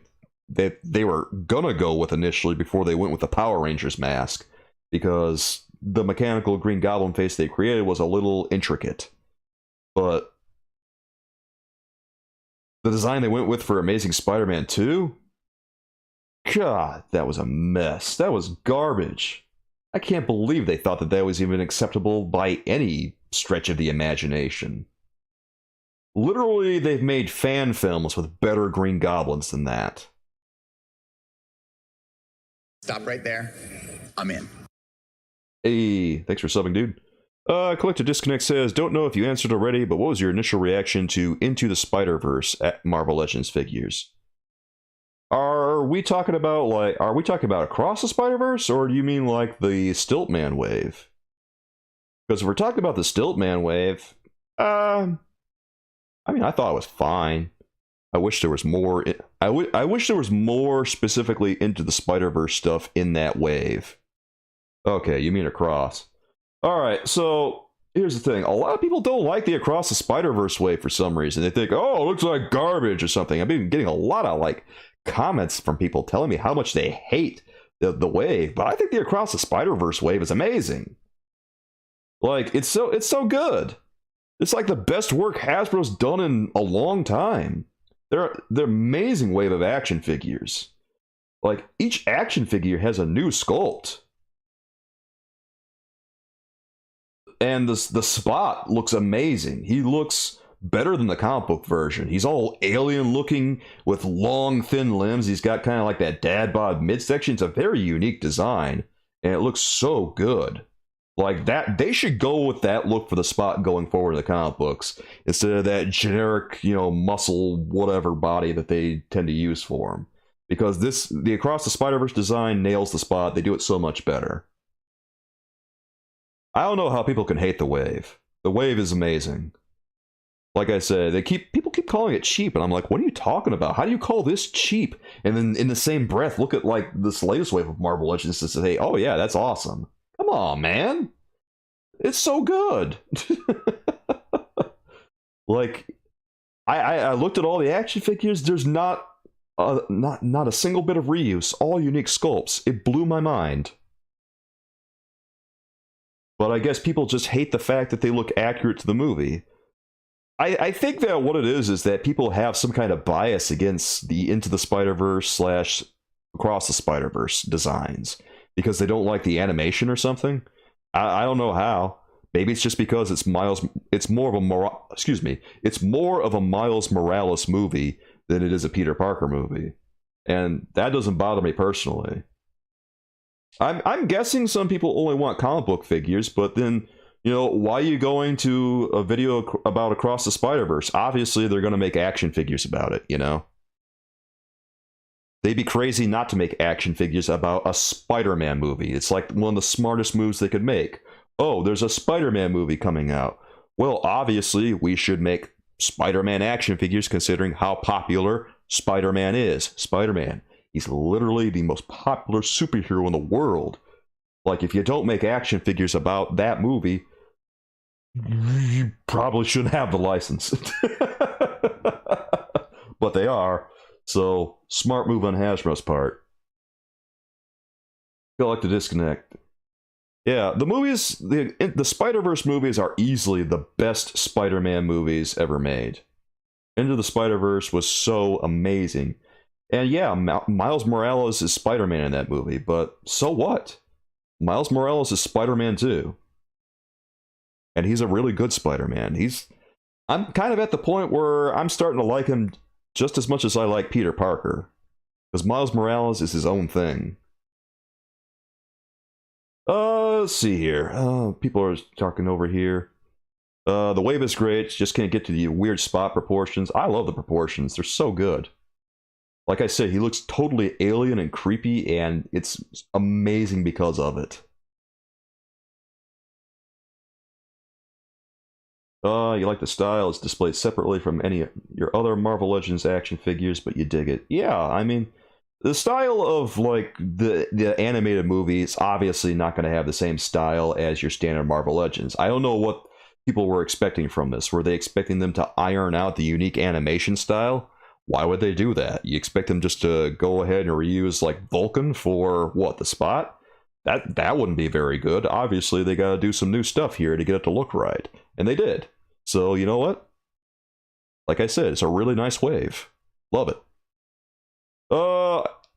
Alistair Production says, Peter B. Parker only being released with sweats. Sentinel is the only one so far that's made him a normal action figure.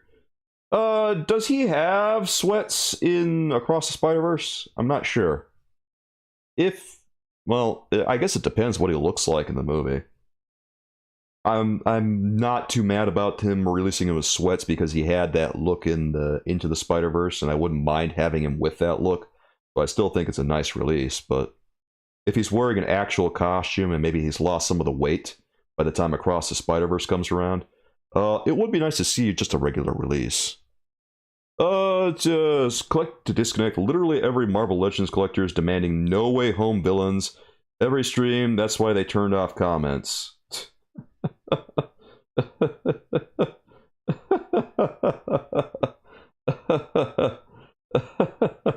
Is that why they turned off comments over on the Hasbro stuff? Because the Marvel Legends collectors are demanding No Way Home villains?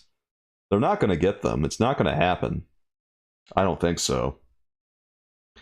Well, I don't want to say that. Never say never. That's what I say. But I don't think it's going to happen. MST, if those Spider-Verse movies could throw in the live-action stuff like Spider-Verse No Way Home, yeah, maybe. God, I really don't like No Way Home. I hated No Way Home. I thought No Way Home was just the most mid movie ever. I'm sorry, everyone. I'm sorry, everyone. I really didn't like No Way Home. Like, I went into the movie with high expectations because everyone was talking it up, and everyone's saying, oh, the Green Goblin's the best MCU villain ever. Then I watched him like, oh boy, that's not very good. You literally only cared about Tobey, so did a lot of other people. You know what's funny, Ryan, is that a lot of people came into my comment section after I made a video about the toy, the 3-pack that's getting released some point during this year. And they kept saying, oh, they should have, like, revised the mask so they should have made a Tobey that looks more like his original trilogy. And I kept saying to them, why would they do that? The mask didn't look like that in No Way Home. Obviously, they're going to make a Tobey that looks like he did in No Way Home. It doesn't make sense for them to revise the mask and make it look more like the original trilogy. You know what they want? They want the original Toy Biz action figures, but they don't want to actually get them. Because Toy Biz already made those action figures back during the early 2000s.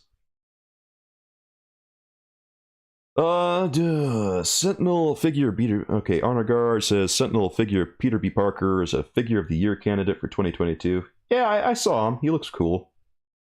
Nothing bad to say about him at all. Nice action figure. Every stream we can all agree No Way Home was mid. And I'll yell it from the rooftops. Yeah, every stream we kind of just rag on No Way Home, don't we? Yeah, I know. I got a lot of comments from people during my No Way Home video. You know, the No Way Home video where I talked about that 3-pack. I kept getting like middle finger emojis from people about it because I called Spider-Man No Way Home mid. I don't know what to say to people who think that likes No Way More. Gavin, oh, there's Gavin over there. MST. Only reason No Way Home was as well received as it was because of older movies, Spider-Mans, and villains. Accurate. Accurate. I love it when Gavin comes on and chimes in. just a Morbus. Thank you, Gavin. I appreciate it, brother. Yeah, it's just it. Figure motion. It's just my opinion. It's like I say with everything else. Like, if you disagree with me about anything, just ask yourself, what does he know? Because all that matters is what you think. Like, if you like something, that doesn't mean you can't enjoy it. If you like this Chode wave, I mean, go nuts, bro. If you enjoy it, good for you. I'm glad that it has an audience, that it has somebody for an audience. It's obviously just not me or, a lot of other people because of reasons that we've already been over and we don't really need to beat a dead horse on it. I don't know. Some of the people who like No Way Home are just like really, really angry when people say, you know what, guys, this really wasn't as good as I thought it was going to be. Because I remember when No Way Home was announced and everything, they kept talking it up like it was going to be the best Spider-Man movie ever before it had even gotten released. Before anyone had seen it, they just immediately said, oh, how unfortunate that Stan Lee is not going to be in the best Spider-Man movie ever. And then a bunch of people were when they said that, said, he already was in the best Spider-Man movie ever.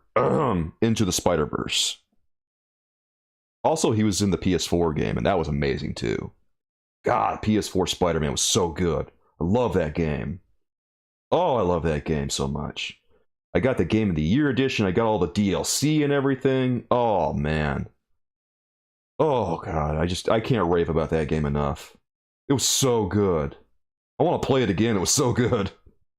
I got high hopes for Spider-Man 2. And I hope they don't fumble the ball. I don't think they will. But, man. Lightning in a bottle. I hope they can capture it again. I don't blame you, Honor Guard. Oh, I felt like Spider-Man for the first time in like 20 years when I played that. Well, 15 years, actually. Because Spider-Man 2, that's the first time I really felt like I was playing as Spider-Man. But not true. Ultimate Spider-Man was pretty good, too. Ultimate Spider-Man was a really good game.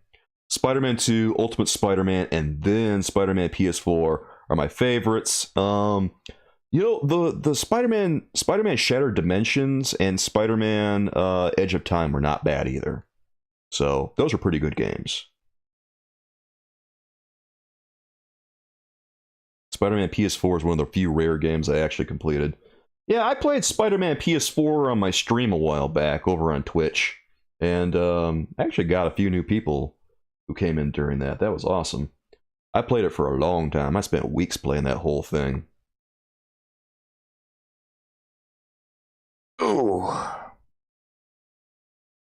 Oh yeah, the PlayStation Spider-Man. I have that game. I recently bought it, and I've been playing it, and it hasn't aged super great in some spots, but other places, it still holds up pretty well. I think the biggest thing, MST, is that this PlayStation Spider-Man game has a pretty touch-and-go camera. And it kind of... You can't really control the camera, so it kind of just follows Spider-Man in whatever direction he's facing, and yeah, sometimes it works, sometimes less so. Yeah, anyway, Spider-Man No Way Home, it was all hype for the returning characters, and then once you actually saw the product, it just wasn't the same. As long as it's better than Superman 64, well, fortunately, most games are better than Superman 64, so no worries there on the Spider-Man front. Fortunately, Spider-Man has had it much better than Superman, as has Batman. I don't know what it is about Superman, but they just can't make a good game that has Superman in it. They just keep fumbling and fumbling. And I see, I know it was, and that was like the best part of him. It was amazing. I love that they did that with him. The podcast he had was so hilarious. I just stopped doing what I was doing almost every time just to listen to him rant. How do I feel about Deadpool pulling a No Way Home and getting back Wolverine? Well, the last couple of Deadpool movies have actually been good, so I think it's fine. And, you know what? Hugh Jackman is committed to the role. I don't think that he's necessarily the perfect Wolverine, but I think that they're going to be doing a good movie together. I don't think it's going to be a bad movie. They're taking their time doing it. They're not just getting something out the door. I think it's going to be just fine. And I think we're all going to enjoy it. I know Ryan Reynolds is committed to his Deadpool part because it's one of his biggest roles. Honestly, I'm surprised they got back Hugh Jackman. Because he was pretty committed to not doing Wolverine again. I don't know what Ryan Reynolds did to sweet talk him. They probably just offered him a bunch of money. They probably just offered him so much money he couldn't say no. And Hugh Jackman, last I saw, he was working out pretty hard again. Like immediately after the announcement, he started hitting the gym. Collect a disconnect asks over here. Another question. Do we need an actual 5'6" Wolverine in live action now after 6'2"? Yeah, here's the thing, guys. We gotta keep some roles for all the short kings out there, because there's a lot of short kings who need acting roles, man. And roles like the Penguin, Wolverine, anyone else that I'm not thinking of right now, those should go to short kings. Like, we shouldn't be just handing those out to tall people, because, you know, tall people already get a lot of roles. If you're tall in Hollywood, you've already got your choice of roles. And that's okay, collect a disconnect, because height is not the measure of a man. Or a lady.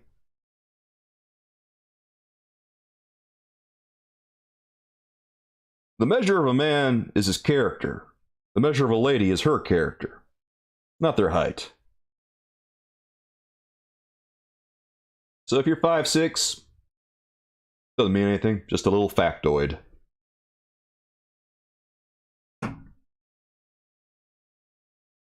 Honor Guard says that the only negative for PS4 Spidey are the... Oh, boys. Oh, God, Screwball. Character's about 7'2". That's a good one. That's funny there, Collect. I like that. Oh, Honor Guard says that the only negative for PS4 Spidey are the Screwball side missions. The completionist in me finished them, but hated Screwball with a passion. Same. Boy, I had a hard time 100%ing that game because of Screwball. Screwball irritated me to no end. Her and Taskmaster were just infuriating. I eventually got there, but by the time it was over, I had enough of the both of them. MST says, I seriously have difficulty thinking of who could play Wolverine after Hugh Jackman. I mean, he was great next to... Well, here's the thing. You just have to find an unknown for some parts. Like, for Wolverine, I think you have to find an unknown, because I can't think of too many guys who are short kings who can pull off Wolverine. Like, you essentially just have to find a certain guy who looks really jacked to pull it off. And then, for Superman, likewise. Like, Christopher Reeve was the perfect Superman. That guy, he looked like he was born to play Superman. Just look at a picture of Christopher Reeve, you say to yourself, that's Superman, bro. He just had the look. And that's what we need again. We need a guy who has the look, because I have never seen anyone who could pull off Superman like Christopher Reeve. Batista. You know what's funny is Batista went to Warner Brothers and said, I'm playing Bane. And then Warner Brothers looked around like, what? We're not casting Bane right now.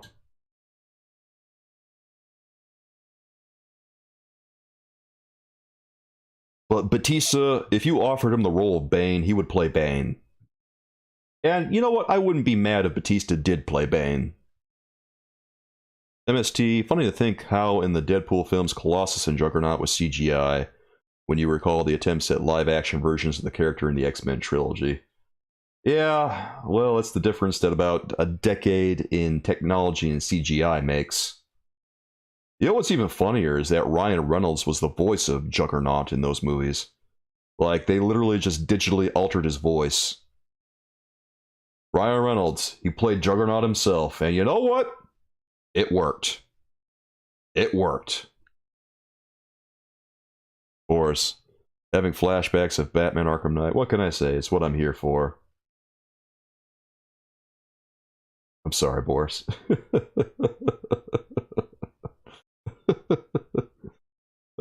Kelly. Daniel Radcliffe is now Wolverine. You know, Daniel Radcliffe has a lot of range. I don't know if he could pull off Wolverine, but maybe. I would have to see something to give me a little bit more confidence in what he could do, but you know, I bet no one thought that Heath Ledger could pull off Joker, so maybe. Wolverine and Sorcerer's Claws. Don't count out Daniel Radcliffe until he's had a crack at it. I'm not sure he could pull it off, but you don't know about that. I think we need someone else, though. I'll just say that. Hey, how's it going, man? Happy Friday to you too. Hope you're doing all right over there, man. Good to see you. Oh, I'm doing okay. Just hanging out, shooting the breeze, talking about Legends, talking about a whole bunch of topics, because you know how these things go. We talked about Select today, we talked about Legends. Talk about a lot of different stuff. They should hire Henry Cavill to play Wolverine, have him announce it, and then immediately fire him. You know what's funny, Honor Guard? I really thought that Black Adam was going to do well, but I overestimated how well The Rock was going to be able to pull it off, because I thought The Rock's star power was going to be enough to push the movie into the green, and obviously that was not the case. Black Adam flopped. Like, it wasn't an awful movie, but it wasn't an amazing experience either. And I thought that The Rock was going to be dictating, you know, what was going to happen with the DCU going forward. Well, much to my surprise, James Gunn is now the head. Yeah, The Rock thought that too, definitely. And, well, things happened, and he was right. The hierarchy of leadership did change. Alas, it went to the director of the Suicide Squad. Which, you know what, I'm not mad about, because the Suicide Squad was actually good. So, if he's going to be revamping things, and he's going to be bringing a whole bunch of obscure characters to the limelight, I think that's great. I'm all here for what James Gunn is doing. Too bad that Henry Cavill had to be sent packing, but you know, at least he's got Warhammer. So it's not like he's out there without anything. Elijah Wood for Wolverine? Oh my god. Has Elijah Wood even done anything recently? I don't recall if he's even been in anything in the past decade. NSC, Russell Crowe like 20 years ago could have been done Wolverine. Yeah, well, now he's doing Zeus, for better or worse. I'm not sure how we feel about that. You know what? I'm okay with it. Yeah, the Suicide Squad was a great movie. You know what's funny is my girlfriend keeps getting confused when I talk about the Suicide Squad versus Suicide Squad. She keeps asking, "Oh, you mean the second one, right?" And I said the Suicide Squad, didn't I? And she says to me, "Don't act like the makes a big difference." And I say, it absolutely does, because the means the other one. The indicates the good one, not the garbage that came out first. God, that movie was a mess. Hate that movie. Ugh. Suicide Squad was so bad. And yeah, the first one was very forgettable, and also it just didn't make any sense. It was like a bunch of action shots that were just stitched together to form a quote-unquote narrative. Of course, you know, you watch it and you say, what narrative? Don't understand why people hate it so much, because it's awful. It makes zero sense. The narrative is awful. There's nothing going on hardly. And then, you know, what you see, like, what storytelling? There's no story to talk about. Oh, they gather a bunch of guys and send them into this situation. I can't even remember what the plot's about. It was so forgettable. Trash movie, man. Oh. I want to pretend Suicide Squad never happened. I think the only thing people liked about it was the soundtrack. Will Smith ruined the first Suicide Squad. No one on set. Nice. Oh, I thought that Will Smith was the least of that movie's problems, believe me. Imagine a fight between Affleck Batman versus Jared Leto Joker. Well, they did have that at the beginning of the movie. Sort of. Because, you know, they had Affleck's Batman swooping in on Joker's car. You know, the Batmobile chasing the Joker and Harley Quinn at the beginning. That was kind of fun. Don't even... yeah, I didn't even mind that quite so much. Although it's... you know, I just look at Ben Affleck's Batman and I think of the possibilities that could have been. Because he wasn't like a terrible Batman. It's just that everything around him was falling apart and there was nothing he could do about it. Feel bad for the guy. Alright, coolers. Well, thanks for coming by, bro. Appreciate it. Hope to see you again real soon. Did anyone like the Harley Quinn movie Birds of Prey? Yes. Birds of Prey is one of the best DC movies, Stephanie. Easily one of the best DC movies that they put out. Yeah, Kelly over here is hitting the nail right on the head. Suicide Squad had a plot? News to me. Yeah, I don't know. Like to disconnect, love Birds of Prey, bro? So did your girl? Yeah. Birds of Prey was awesome. My girlfriend Asher, we loved it. By the way, Black Mask was awesome in the movie. That was really great to see him. And Ewan McGregor as Black Mask? Oh, they couldn't have chosen anyone better for that one. He was so perfect. Now, what they did with him at the end of the movie, I didn't care for that part. But, you know, otherwise, it was nice. It was such a good movie. Oh.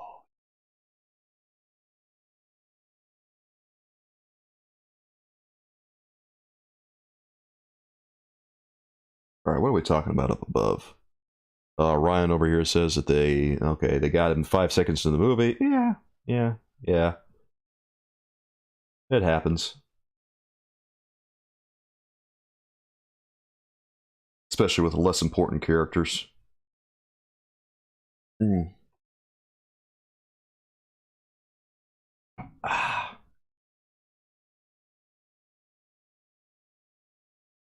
I'll tell you what, soulmates. We're going to be back in another short while. We're going to take another ad break very shortly. But also, if you support what I do, if you enjoy the content, guys, please consider getting a membership or, you know, some super chats here and there because it helps me keep providing the content that you love to see.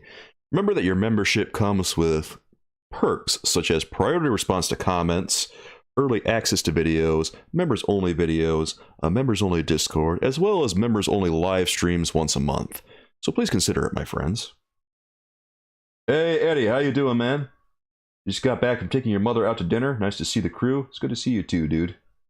Yeah, let me see them penguins in chat, boys. Oh, that's another perk that you get with your membership. A lot of different emotes. We've currently got like 8 emote slots, I think. 8 or 9. And I have them all filled. If you're a member, enjoy them, my friends. We'll be back a couple of seconds here once I take my ad break. Stick around, guys.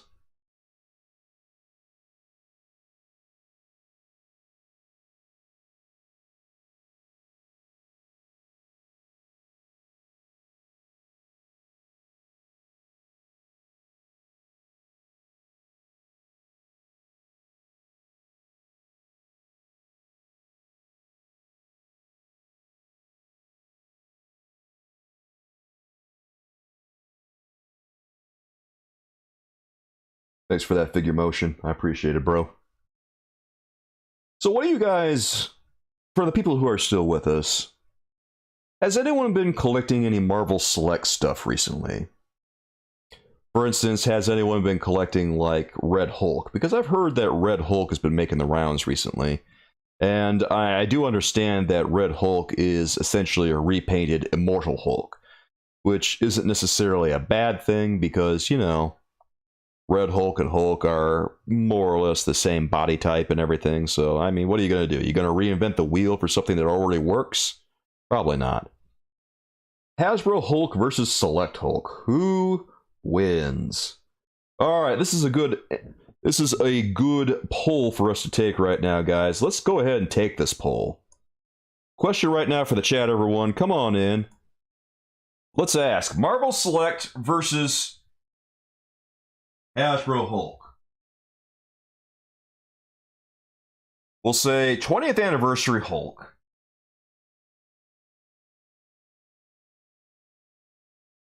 Or Marvel Select Immortal Hulk. Which one is better? Let us know what you think. The poll is going right now, guys.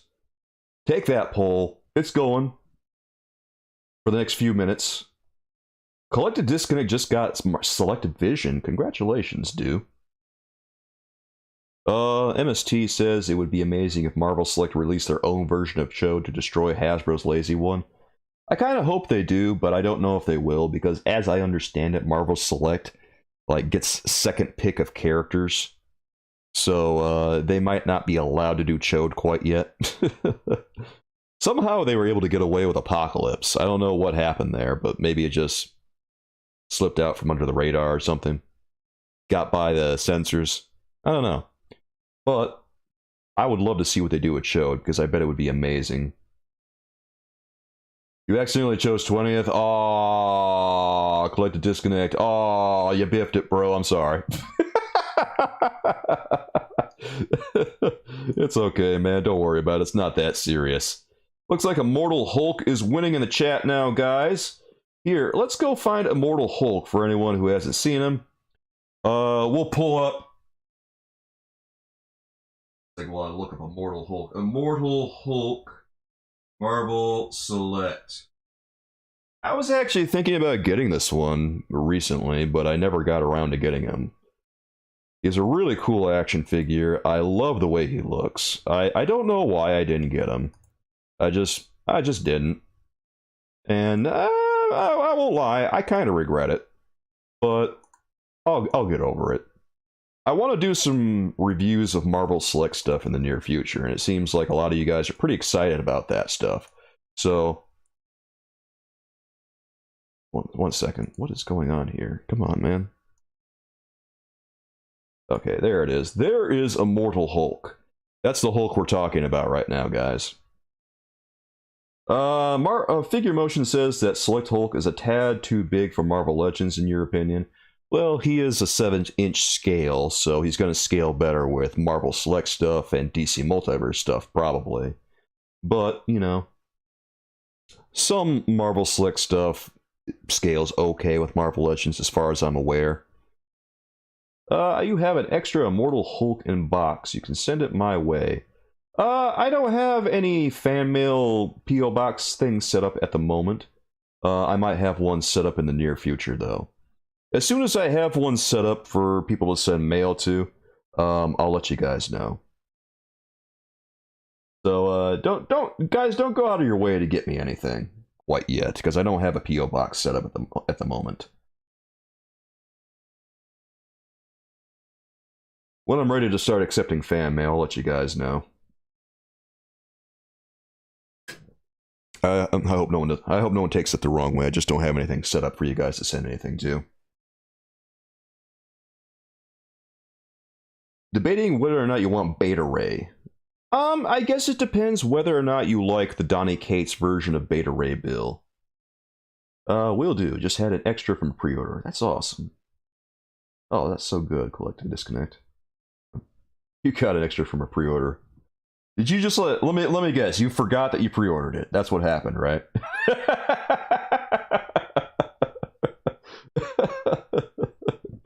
Oh, it's so funny how that happens sometimes. I forget. I think I forgot that I pre-ordered something once upon a time too. It turned out I accidentally ordered 2 hand ninjas instead of 1, and then I got 2 in the mail. I said, well,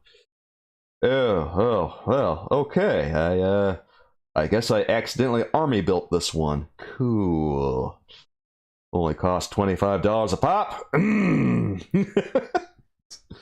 And I ordered from Big Bad Toy Store too, so that came with a $4 shipping charge. Oh yeah. Nah, it's alright. I'm glad I got the hand ninjas. Click to disconnect. Big Bad Toy Store. Speaking of Big Bad Toy Store, pile of loot. Yes, sir. You got one from Amazon sale before the pre-order got here. See, I saw this one on sale for like $35, which I think was the going rate for this one.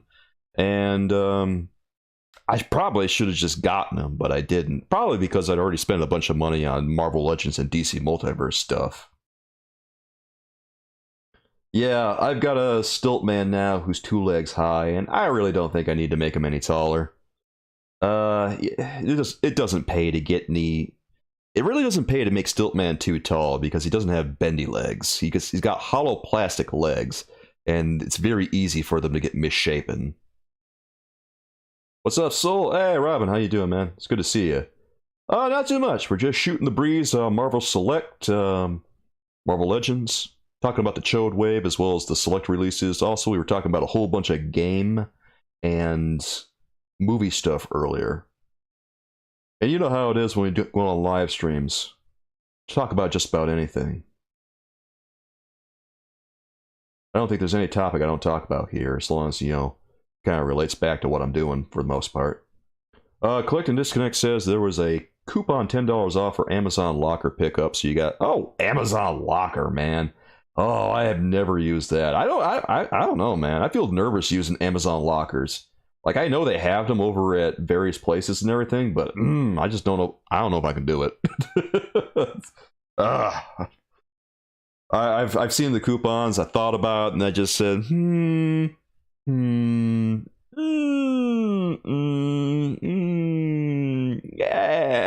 nah.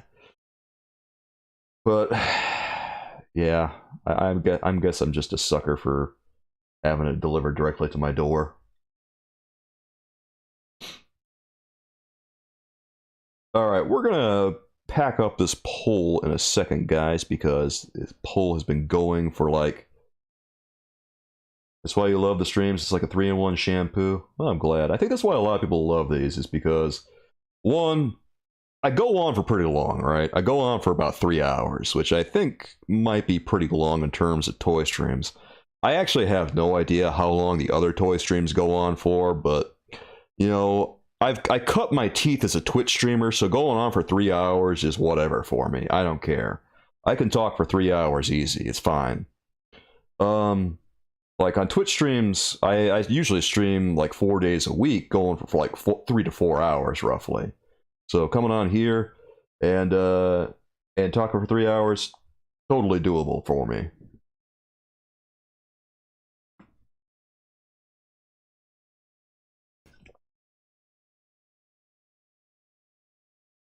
It's a head and shoulder stream highlight of my Fridays now. Highlight your Fridays. That's awesome, man. I'm so glad to hear that. I'm glad you enjoy it. I like doing these once a week because it feels like it gives it enough time to let all the toy news breathe. Like if I can't imagine doing a toy stream like every day because there wouldn't be enough news to talk about, man. You know what I mean? Like maybe I could do like a live unboxing or something, but I'm not sure there would be enough to talk about otherwise. Plus, it would have to be regulated to probably an hour then, because I'd run out of stuff to say. Who am I kidding? I'll never run out of stuff to say. I'll always have some opinion to thrust upon you guys. For better or worse.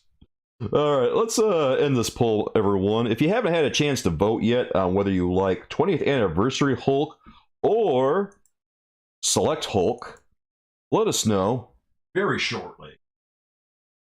And in case you haven't seen 20th Anniversary Hulk, I mean, everyone has seen 20th Anniversary. But just for the heck of it, let's pull them up. I'm looking for a picture of him. Do they have him? Oh, okay. Big Bad Toy Store works. Yeah, let's pull up this image. Yeah, that works nicely. Take a quick look at 20th Anniversary Hulk and put him next to... There it is. Oh, you were definitely looking forward this week? That's awesome, man. I'm glad. Well, welcome back. It's good to see you again. Always happy when we get more new people showing up. Alright, it's time to wrap this poll up, guys. Here we are, with Immortal Hulk taking, looks like, 2/3 of the vote. Truly impressive stuff. My goodness. 66% of people chose Immortal Hulk. It looks like 20th Anniversary Hulk got destroyed. Oh, that's too bad. Kelly, we already did one that lasted over 6 hours. Do you remember the countdown to midnight? Oh, boy, those streams go for a while. The countdown to midnight was a marathon stream. Oh, I can't wait for... We'll probably won't do another one of those until the next HasLab, but they're fun while they last.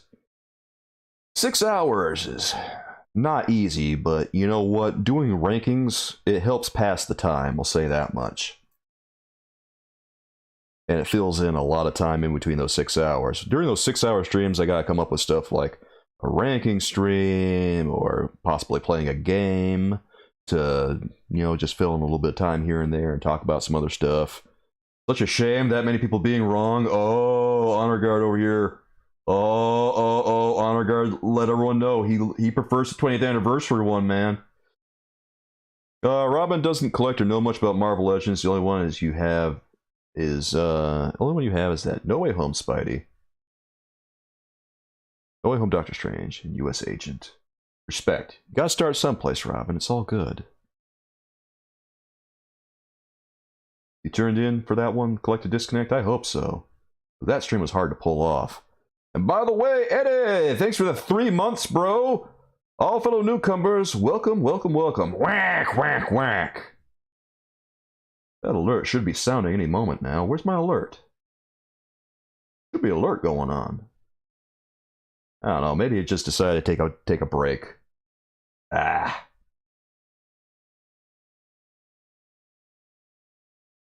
There should have been, with a great power comes great responsibility. Fine, I'll do the alert for them. With great power comes great responsibility. You know, sometimes your chatbots feel like taking a night off. What are you gonna do? But yeah, thanks for the 3 months there, Eddie. I really appreciate it, brother. Like I say, it helps me keep providing the content you guys love to see. Oh! Ho ho ho ho! Oh, thanks for the gifted memberships there, Eddie. Oh my goodness. Remember, with great power comes great responsibility. Welcome aboard, friends! Remember, with great power comes great responsibility. Collect a Disconnect, Eddie! Thank you so much. Collect a Disconnect. Remember, with great power comes great responsibility. Stephanie! Slightly Mad! Hayden! Remember, with great power comes great responsibility. Rot! Welcome aboard, my friends. Remember, with great power comes great responsibility. Yeah, that's the sound, alright. There it is. I appreciate it, guys. Eddie, thank you so much, man. You're too kind. Your generosity overwhelms me, brother. It really means a lot to me. You seriously have no idea.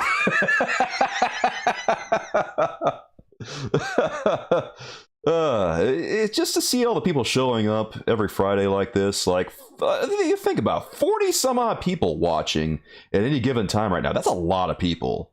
Like, that's not a small number of people. We got, what, like 30... It says 36 right now, roughly. That's a lot of people. That's a lot of people. And it humbles me that so many people tune in for this. Like, I saw that we had almost 50 people at one point. I'm humble that you guys enjoy this so much. And, you know, I'm glad that I'm able to provide this for you. How about your Fridays? I'm so happy, man. I'm glad that I'm able to provide, you know, something that you guys enjoy. You know, a place where we can all come together and just feel the love, you know what I mean?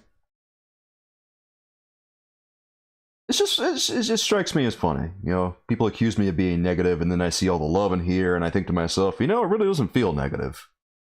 It doesn't feel negative at all. It feels nice. It feels like a very positive place.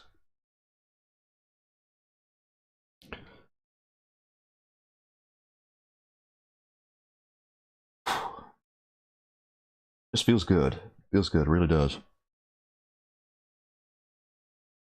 By the way, any of our new members who have not gotten on the Discord yet, the Discord link... Oh, collect to disconnect. I appreciate that, bro. I really do. And now, folks, it's time for Who Do You Trust? Hubba, hubba, hubba. Money, money, money. Who do you trust? Eddie is the man, Penguin. He is the man. I like that you had a penguin on that, Collect. And you're the man too, Collect. I mean, I know that was tough for you. And I really appreciate that, man. Thanks for the super chat. Really.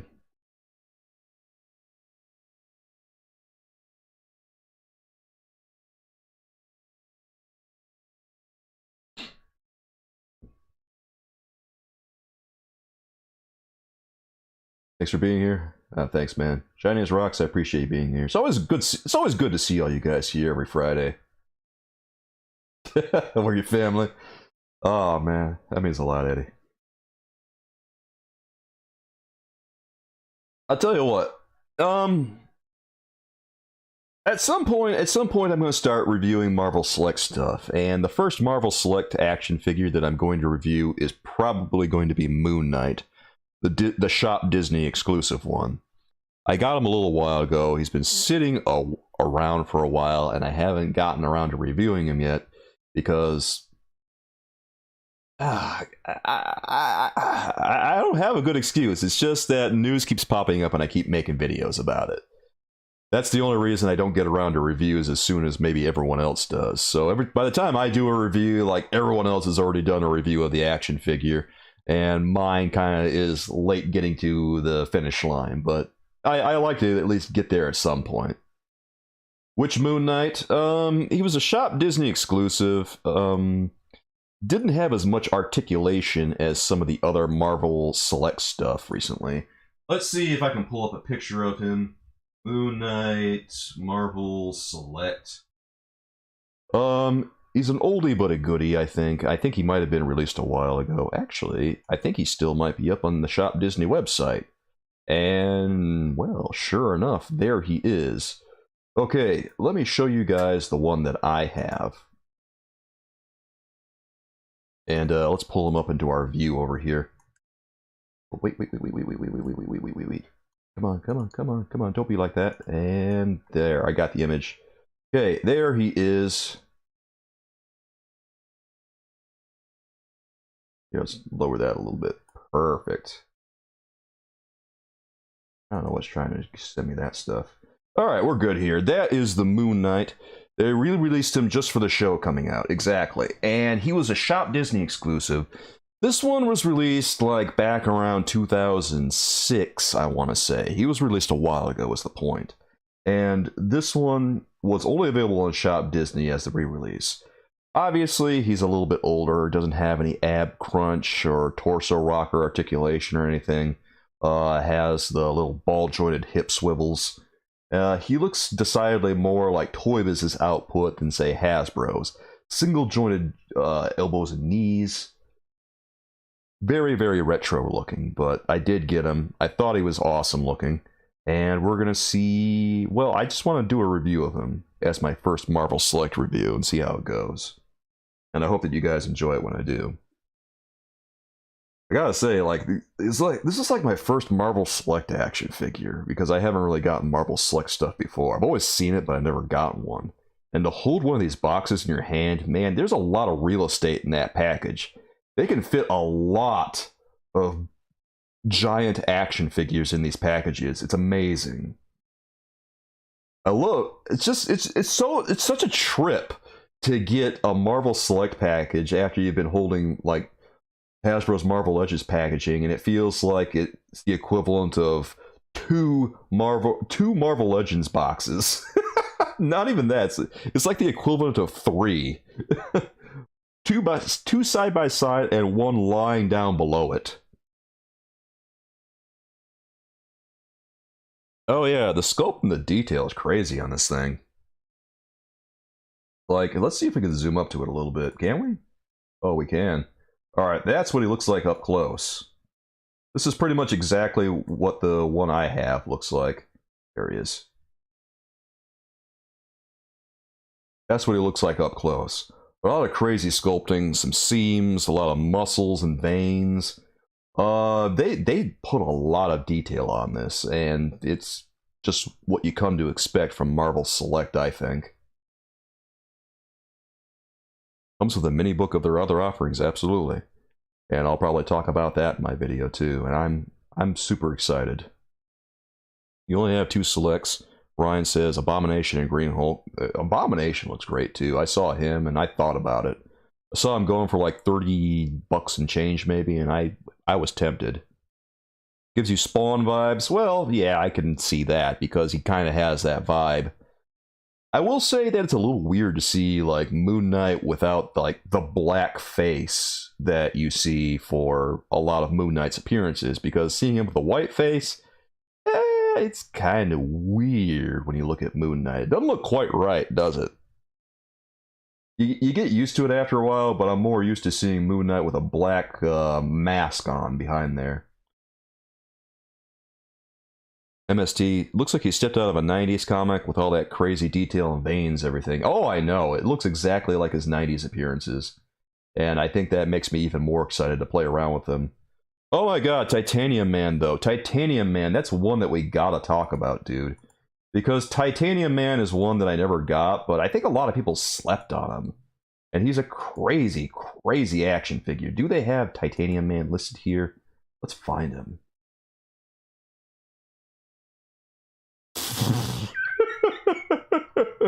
Oh, there he is. Oh, there he is. There's our boy. Folks, it's time for Who Do You Trust? Hubba, hubba, hubba. Money, money, money. Who do you trust? Diamond Select packaging has more plastic than their figures. Smiley face. Amen to that, Honor Guard. And thanks for the super chat, bro. I really appreciate it. It means a lot to me, man. You're very generous, too. Yeah. Thanks, man. Diamond Select has more... Diamond Select packaging has more plastic than their figures. I'm going to add that to the quotes. That was too funny. Oh, come on. We got to add that to the quotes. How can I not add that to our quotes? Killing me over here with the jokes, man. Yeah, just a second. Whoa. Add. Okay, we added it. There it is. Oh, where are we? Titanium Man is amazing. Yes, Titanium Man is... It's one of the best action figures that I think people slept on recently. That's right, you got a gifted membership, bro. Eddie gifted 5 memberships earlier to you, among some other people. And all I can say is, welcome aboard, my friend. It's good to have you here. And I hope you enjoy yourself over on our members-only Discord. Be sure to make some adjustments to things later once we wrap things up here for tonight. We're not done yet. We still got a little over a half hour. Let's see. What do you say here? Collected Disconnect says you're getting Titanium Man for next for sure. His price has been low too. Yeah, I feel like I have to get Titanium Man. Like, this is just a perfect version of the character. It doesn't get any better than this. This along with Apocalypse, I think people slept on Titanium Man. I know I keep saying it, but he's really good. Figure Motion, all right, man. Figure motions. Okay, I'll see you later, man. Thanks for joining us while you could. Hope to see you again real soon, man. Next week we're going to be doing a ranking. I'm not sure what it is quite yet, but we're going to figure it out. I don't know. What should we do? Should we I don't know. Should we just rank all the Marvel Select action figures? Should we do that? Or is there something else that we should do? Just rank all of Marvel Select. God, it's going to take forever if we do that. Let's do it. Oh, you guys actually want to do it, you maniacs. We're going to rank a lot of them. Poll. All right. Well, if we're going to have a poll, we need choices, and I don't know necessarily what they would be. Okay, if you guys want to rank something, let me know in chat what it would be. And if we get enough suggestions, we'll put a poll up so we can properly decide. If we don't get any suggestions, I'll just go with Marvel Select. All of Marvel Select, all of Diamond Select? Oh, that's too much. I can't do all of Diamond Select. That's way too much. We gotta narrow it down to Marvel, bro. All of Diamond Select.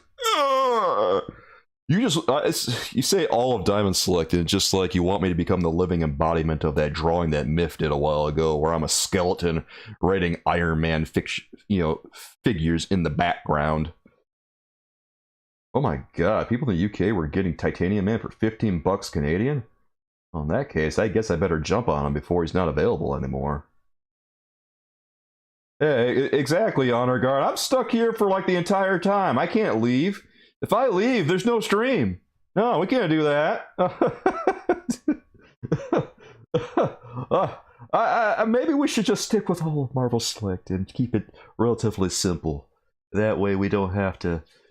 That way we don't have to turn Soulkeeper into Rip Van Winkle in the course of a 12-hour stream. It's funny because YouTube only saves streams up to 12 hours. If you go over 12 hours, they don't save it anymore. Even YouTube says, bro, 12 hours is enough. They don't do the whole 24-hour stream over... They don't do the whole 24-hour stream thing like the people over on Twitch do. I couldn't imagine streaming for 24 hours. Maybe for charity or something, but jeez. 24 hours is too much. It'll still be an awesome stream, Marvel Select. And I think we're going to have a good time doing it. So, tentatively, that's what we're going to be doing. We're going to rank Marvel Select. And we're going to see what you guys think the best ones are. Titanium Man, though. God, here, let's take another look at some of this other stuff, man. There's another shot of him. There's the back of him, and the back. Look, he looks just as good coming. And going. And there he is close up. Oh, man. God, he looks like he stepped out of the 60s. It's so amazing. Friday night, watch Soulkeeper age before your very eyes. Well, alas. If I go for too long, I start to turn into an old man. By the time we finish ranking Diamond Select, I'll be old, gray, and I'll have to use a walking stick to get out of the room. Does that include new Marvel Selects that haven't even been delivered? Example, Apocalypse, Beta Ray. Yeah, sure, what the heck. It's fine. Marvel Select Sandman is really cool. Actually, he really is. Speaking of Marvel Select Sandman, let's take a look at him. Someone told me they got Vision earlier. I think that might have been Figure Motion or Collected Disconnected. Don't remember who told me that. But he did look very cool. Silver Centurion Iron Man. That's another one that I've been looking at recently that I just haven't gotten yet. But I thought he was an amazing looking action figure. So people have been telling me that they really like the Sabretooth one too. I don't know if I feel that way about Sabretooth, but he does look pretty cool. Juggernaut is a total beast. That one's ridiculous. They don't have Sandman up here? Aw, man. Alright, I guess I have to look a little harder for him if we're going to talk about him. Alright, well, leave it to Diamond Select to make me work hard. Wouldn't be the first time they make me work hard.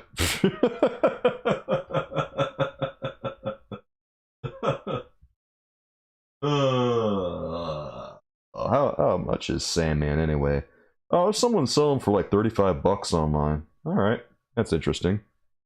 So he's not like too expensive yet.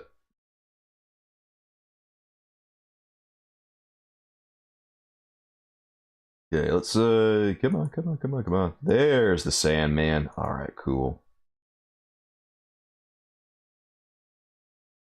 I got a picture of the Sandman over here that I think you guys are going to enjoy. There's the Sandman. That's what he looks like, on his base at least.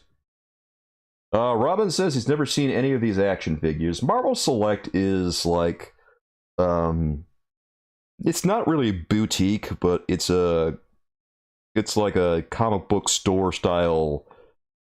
What's the best way to phrase it? It's a comic book distribution type network where they don't go to big box retailers or anything. They go to comic book stores and some other outlets that deal in specialty collectible merchandise. Yes, collect to disconnect. That's why I say Diamond Select does statues too, in which I say to the idea of ranking all of Diamond Select. I say, when I hear that, I say, oh, have mercy. Oh. And then, yeah, I decide to handicap that stream real quick. Sandman Select. Here is Sandman Select. This is not the complete version. He has an interchangeable bottom half. What he has is that little Sandman base that you can put his upper body on, like Cannonball, and then he's got the interchangeable arms there. So yeah, this is a pretty neat release. It's one of my favorite ones. For real though, and it's another one that if I could get him, I would definitely say yes, because you know I'm always a sucker for anything Spider-Man related. Yeah, man, the sculpt on this thing is crazy. It's amazing stuff. Collect to disconnect. You got Captain Marvel Select from Disney Store in person for like $7 bucks. Whew. $7. Oh, that's a steal. Oh yeah, dude. If you could get action figures for $7 still, take the deal. Take the win. Oh, man. I remember going to, like, Walgreens during their sale when I was going around, you know, looking at... They were offering a sale last year where they were liquidating a bunch of stuff. They were clearancing things, and they had prices as low as $5. I heard that, and I said, oh. And then I went around and found a bunch of different things. Some of it was good. Others were kind of garbo. But I did get some things for like $5, but the prices were all over the place at those Walgreens sales. They were anywhere from $5 to one store in some upper class neighborhood had Marvel Legends for $15. I guess they call that a sale. Still, other Walgreens were distinguishing the Spider-Man action figures from the other action figures and saying, "Oh, we're offering a sale on these action figures." And by the way, their sale was only supposed to be on quote-unquote Avengers action figures, but they didn't have Avengers action figures, and yet they still had the sale price for the action figure that was on display, but not the Spider-Man one. So they were being cheap and enacting their own Spider-Man tax. And we just all agree that Miles Morales will be in Quest for Peace tier. I mean, I'm not going to speak for everyone else who's going to rate them, Honor Guard. But I feel pretty confident he's going to land in Quest for Peace. I would be very surprised if he landed anywhere higher, because Miles Morales is pretty bad.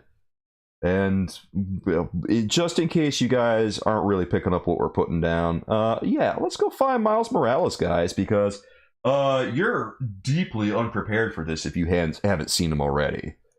It is not good. Oh boy, I love that when you just... I love when I go to the Marvel Select portion of Disney's website that, yeah, this, they just pull this up right away, baby. Oh, boy. The hardest part is deciding what version of the image I want to pick up first. Alright, I got what I want.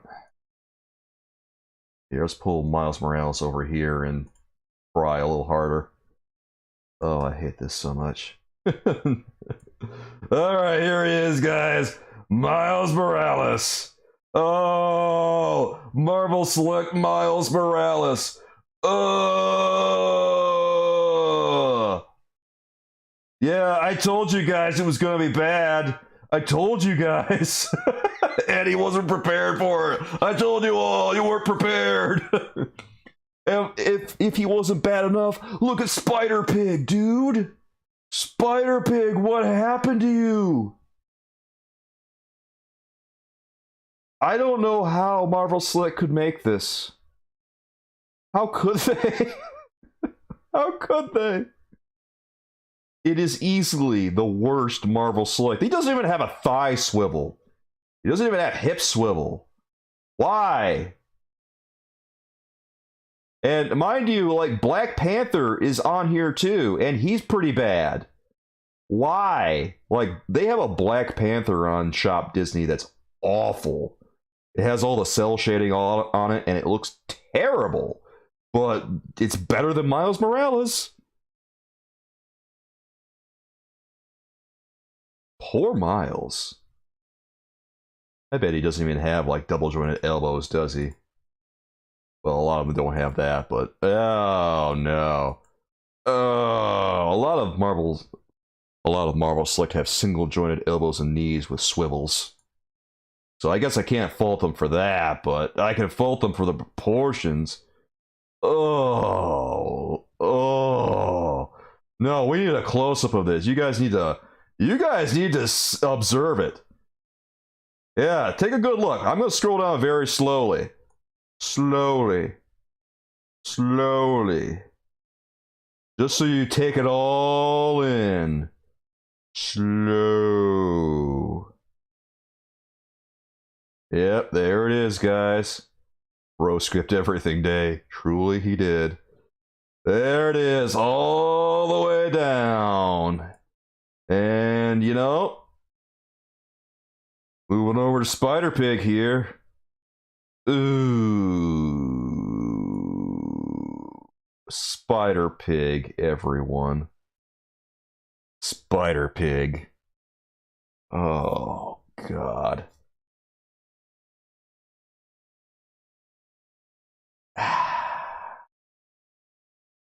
There's no defending it.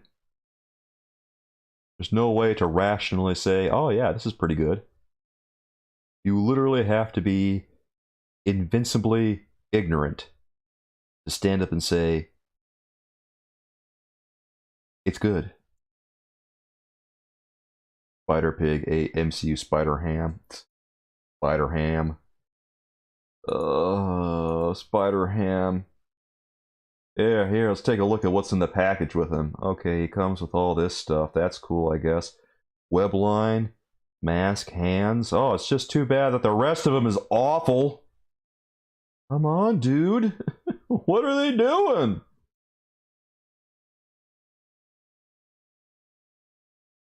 Like, they've made good Spider-Man action figures. I know they have. But this is what they whip up for him. And it's absolutely tragic. And you know what? While we're talking about bad Marvel Select stuff, we might as well pull up Black Panther. I know, I sound really, really excited. Believe me. I don't feel very excited. Because this Black Panther is marginally better, but not by much.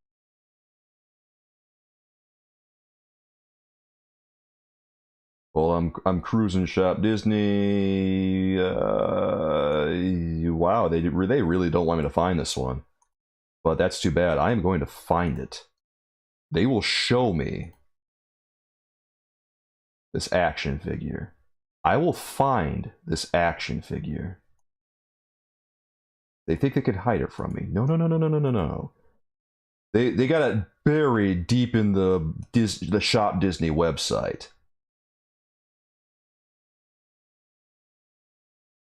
Have I found it yet? Nope, haven't found it. Scroll down, come on. Ah, there it is. They thought they could hide it from me.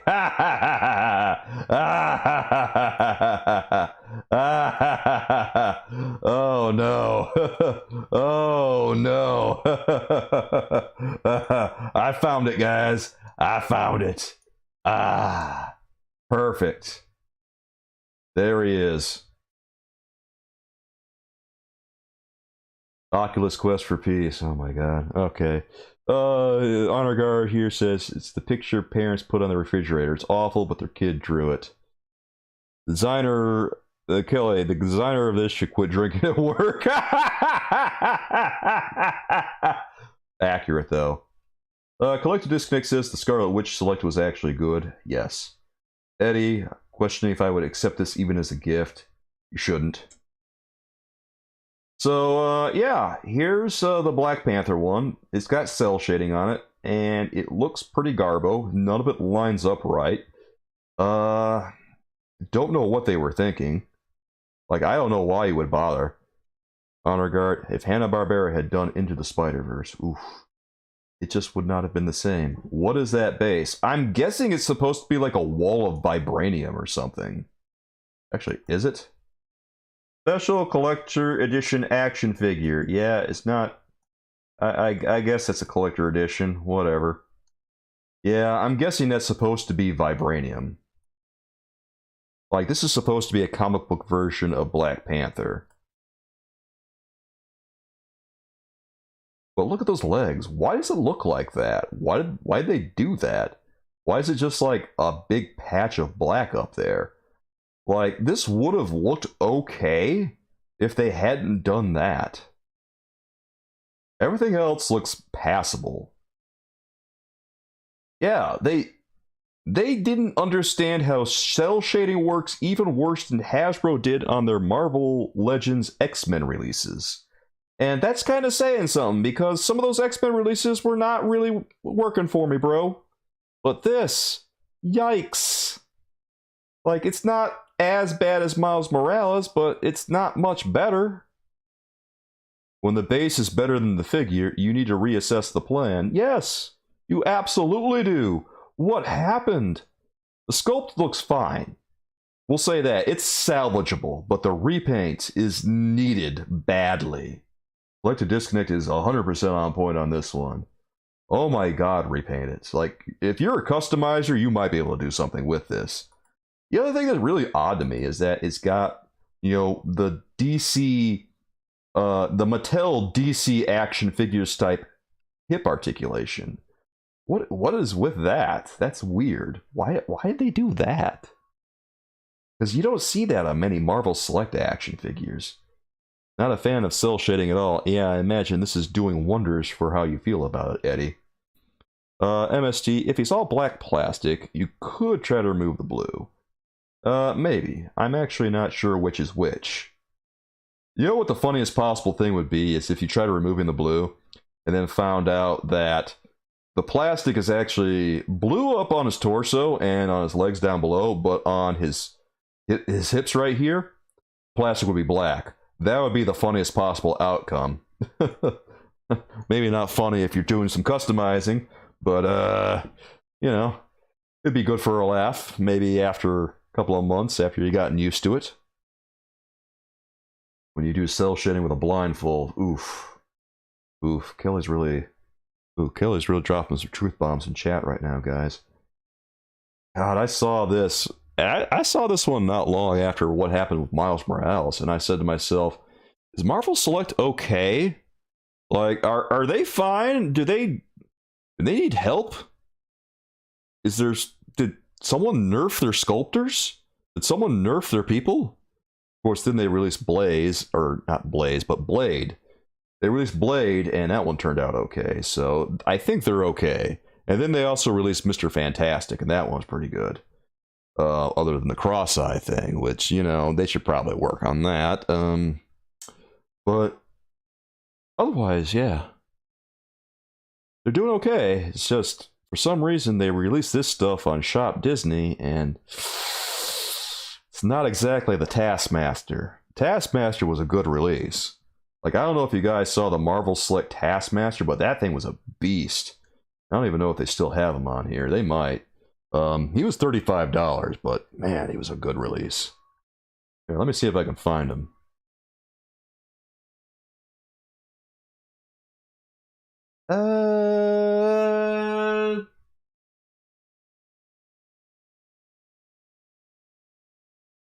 I'm just going to search Marvel Select stuff, because it might be a little easier to find them. Actually, I'm not sure they have them on here. So I'll tell you what we're going to do. We're going to just...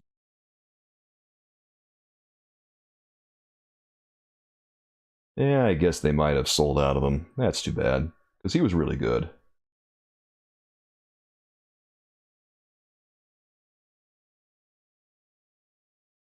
Just 1 second. I've almost got some images of him. Come on, come on, come on. Yep, he's out of stock on Shop Disney. Out of stock on Shop Disney. Aw, man. That's too bad. I was thinking about maybe getting him, but that's the way it goes sometimes. You know how it is, guys.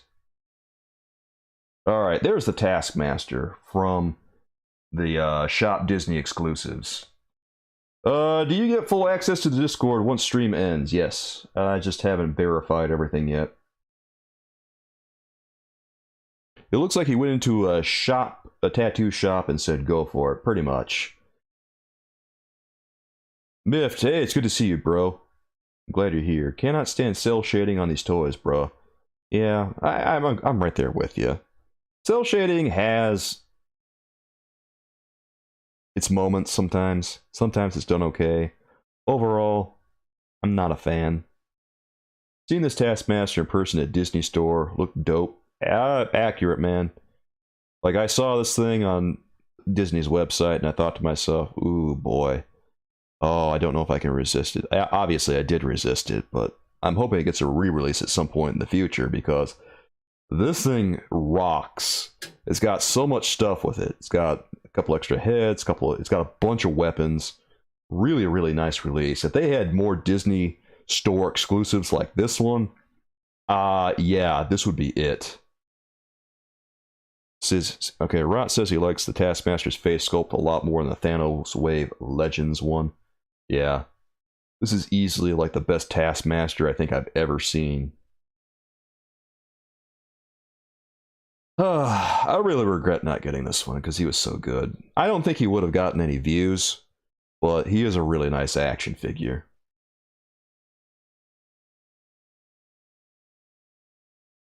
I would have liked to just have him for my collection. C'est la vie. They'll probably release him at some point in the future. Heck, maybe they'll even do a new Mephisto at some point, you know?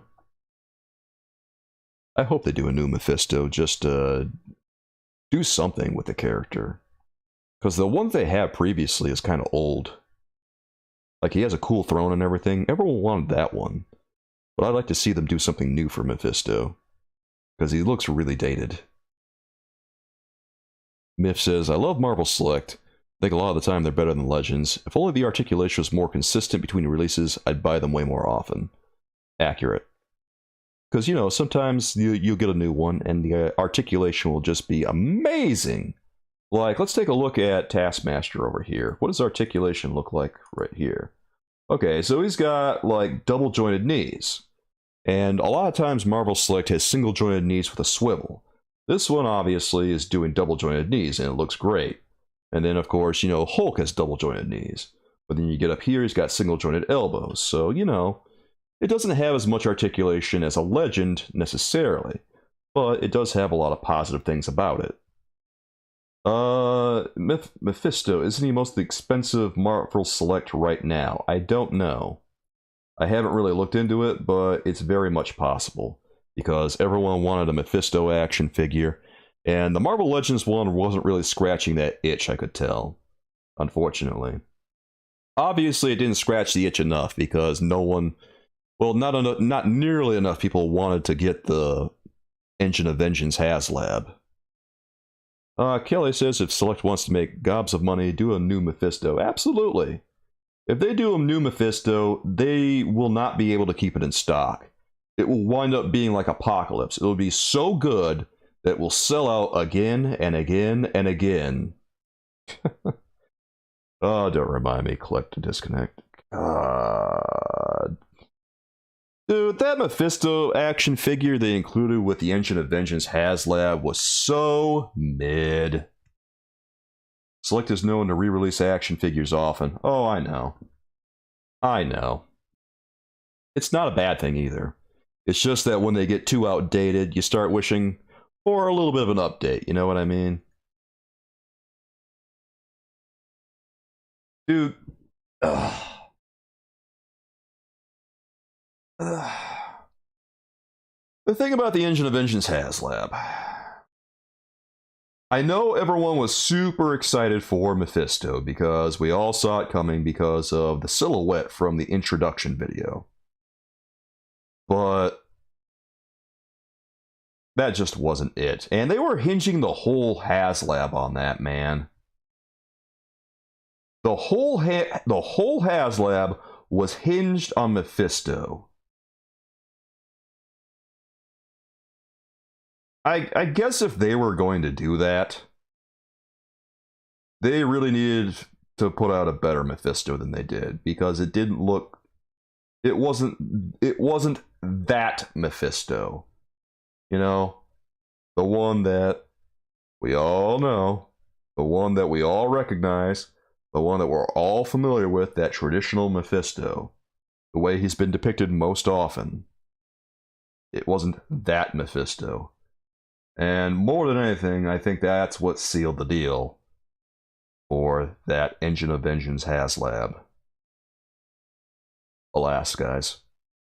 Mift over here says, when the Mephisto was revealed for the Ghost Rider HasLab, the select Mephisto went down in price a lot, and you snagged yours for $50 before it shot back up. Oh, everyone sold their Mephisto, dude. Oh my god, people sold their Mephisto in anticipation for the HasLab. Oh, that's too bad. That's awful, man. Dude. That HasLab. Yeah, you're not wrong. A couple of bikes, that would have turned things around. They just steadfastly refused to do it, though. They could have course corrected so easily. Like it wouldn't have been hard, but no, they just wanted to stick to their guns. And I mean, I don't know what they expected. I really don't. That's pretty slick. Nice work on that one, Mift. Oh, that's so good. Wow. Collect a disconnect. Shoot, all my Walmarts right now are filled with Sabak McFarlane figures on clearance. Might pick them up and do a custom. Yeah, if you really want to, might as well. Black Adam flopped, so I guess the action figures aren't doing that well either. It's too bad, too, because I know that they were kind of positioning Black Adam to be a really popular DC character. Like, McFarlane was going really hard on Black Adam for a while because, you know, The Rock is such a big movie star. But then, you know, things didn't work out, and they are the way they are now, so Black Adam's going back into obscurity, it seems like. God. Just feel bad for McFarlane, because he went all out for that Black Adam stuff. Like, he did not do a half-hearted wave. He did a whole committed wave of DC Multiverse action figures for Black Adam. And that movie just didn't work out. It wasn't it. Still, I gotta commend them for, you know, committing to the demon action figures. Like Marvel execs, oh, we can't handle Mephisto in the wave. Meanwhile, what does McFarlane do? Chucks out Etrigan, chucks out Sabak, and even puts pentagrams on both of them for good measure. He didn't omit no pentagrams. He made sure they were loud and clear, son. You gotta love it. I love how McFarlane just goes hard on all of his releases. Some of them are disgusting. Some of them are violent looking. Some of them have like all this demonic stuff. Collect a disconnect. Yeah, I heard he's only doing Shazam from the new Shazam movie and not the whole team. Yeah, I guess it's not really worth it if he doesn't know that it's going to be a success, right? Like, he's probably had enough of doing like big waves like that only to have the movie flop. Like, if you got a bunch of peg warmers, it's a little scary to release a movie wave just for it to not do all that well. So you might as well just cut your losses then. I don't blame him for only doing Shazam. Because I don't think any of the other characters would sell anyway. Like, he could try, but I don't think anyone's going to buy him. I mean, heck, I don't even really care that much about the new Shazam movie. I thought the original was okay, but I don't feel one way or the other about it. Honor Guard, how about a drawing of the HasLab failures? Oh! How about a drawing of the HasLab failures from Mift? Engine of Vengeance, driven by Cookie Monster while being chased by the Rancor. Oh my god. Well, Mift, if you want to. I bet Mift could turn out something really nice. Remember that one drawing you did for the ranking stream we did? That was amazing. No, it wasn't the ranking stream. It was where we decided what the best of the year was for Marvel Legends. Oh, that was such a good drawing. I love that drawing, bro. Collect to disconnect. Your Shazam is getting delivered tomorrow. Just want a Shazam in your collection. I hope that the Shazam turns out well. I hope that you like it, man. It looked pretty good from what I could see. That really was a great stream. That was so much fun, guys. The Rancor carrying the lightsaber. Oh! That's right. Oh, that lightsaber failed. Dude, 2 Star Wars HasLabs failed. What? Oh, man.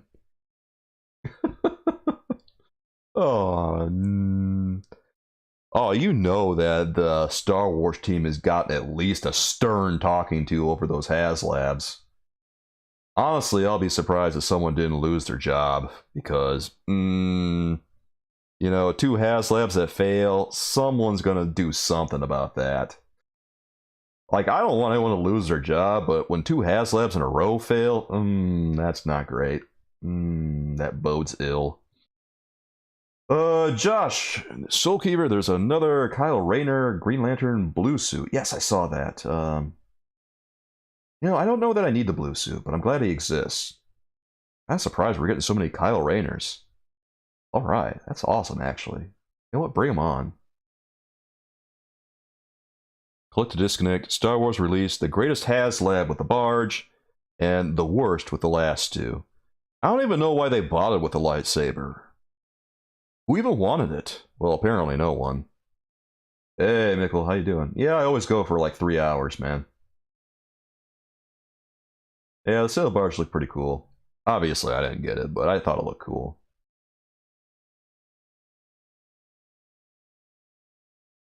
What are we talking about? Oh, we were talking about Marvel Select again, then we started talking about the HasLab and the failures of the Engine of Vengeance and Mephisto. And speaking of failures, I guess there's Diamond Hellstrom. Yeah, that guy. God, that was a bad action figure. What were they thinking with the Goblin Queen? The Goblin Queen. Why? Ghost Rider's 50th anniversary, this is how they celebrate it with Robbie Reyes. Who, you know, he's Ghost Rider, that's fine. And, you know, Mephisto, that's fine. But Goblin Queen? Goblin Queen? Goblin Queen, why? Goblin Queen. Ah. Ugh. Yeah, it's alright. Well, everyone's got to join sometimes, Mikkel, but, you know, we had 6-hour streams when we were talking about those. Like, we had 2 countdown to midnights during the HasLab project. Oh, those lasted a long time. Actually, the longest stream I think I've ever done. I think the longest stream I've ever done, guys, was when we ranked every... when we ranked all the Marvel Legends of 2022, I think that's the longest stream I ever did.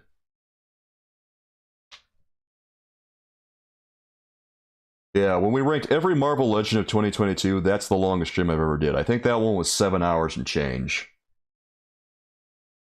And then for the DC Multiverse one, I decided to reel it in and kept it manageable at like, what, 5 hours? Yeah, it's 5 hours. Yeah, 5 hours. Manageable. Quote unquote, manageable. You watch that whole video last night, you madman!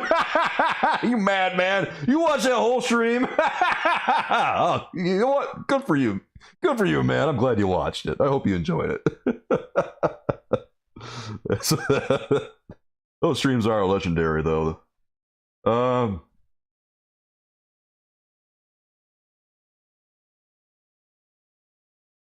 God. Oh my God. Still good friends. That's what I like to think of. Like, that's what I hope it's like. If it feels like that, it feels good. Like Joy Toy. No. What are my thoughts on Warhammer? I don't really have thoughts on Warhammer.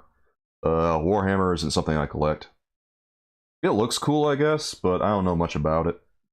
Well, I'm not going to sugarcoat it. I don't know anything about it. Alright. No opinions.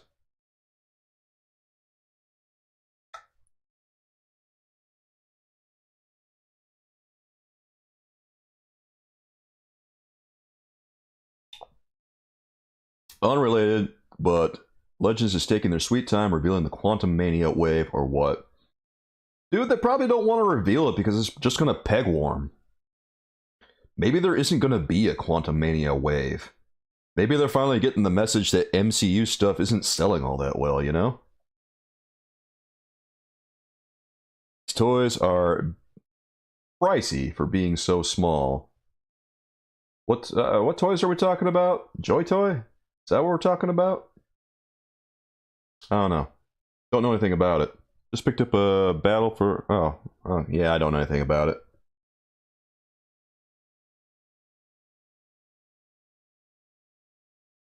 I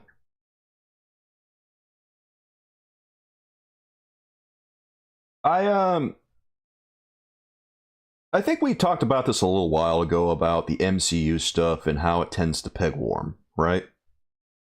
And, well, not always. Like, sometimes things sell pretty well. Like, the Scarlet Witch from the Disney Plus Captain America's Wings wave, that one sold pretty well, I thought. It was hard to get.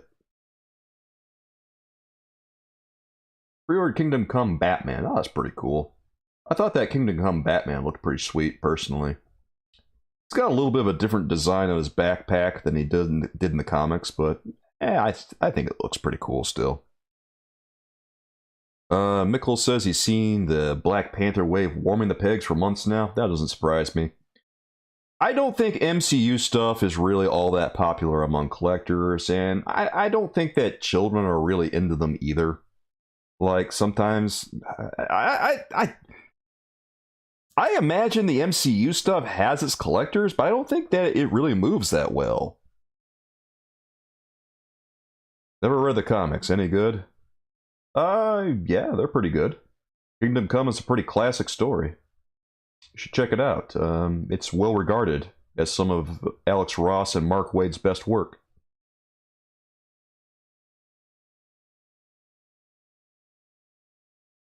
That's all their store carries. Oh, that's brutal. The MCU stuff.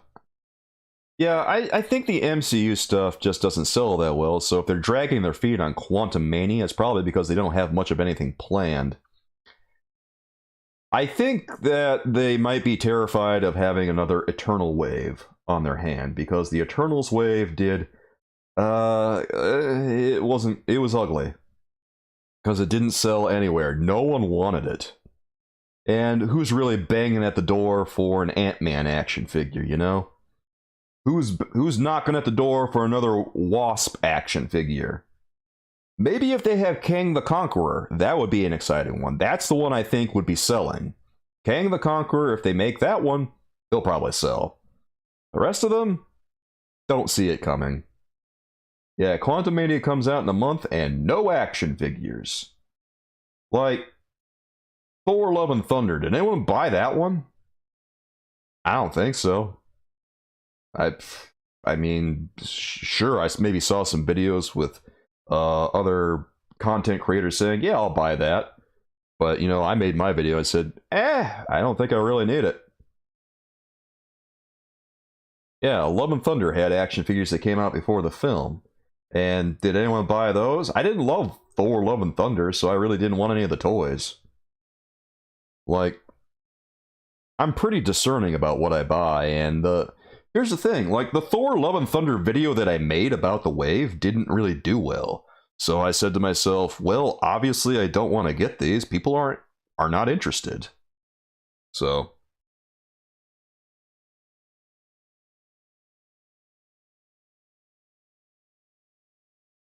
I imagine what they'll probably do is they'll probably make an Ant-Man. They'll probably make a Kang the Conqueror. But what they might do is they might start like combining MCU movie stuff like they did the TV shows. Like they'll probably stick with very major characters when they release these. Because obviously a lot of the stuff just isn't moving. I saw Love and Thunder for free and still wanted my money back. Oh! Dude, Thor Love and Thunder was awful. God, I hated that movie so much. Bad movie. Oh. Like, I went into it with low expectations, and I was still disappointed. They'll make Cassie Lang action figures. They might. I wouldn't be surprised at all. I don't know. Honestly, it feels like such a tight spot for Marvel Legends recently. I don't know what to expect. Because I don't know. It feels like Marvel Legends is in the midst of a change.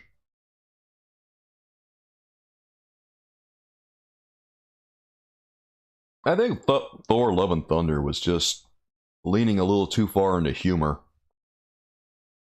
as opposed to you know, a nice mix of the two that Thor Ragnarok had.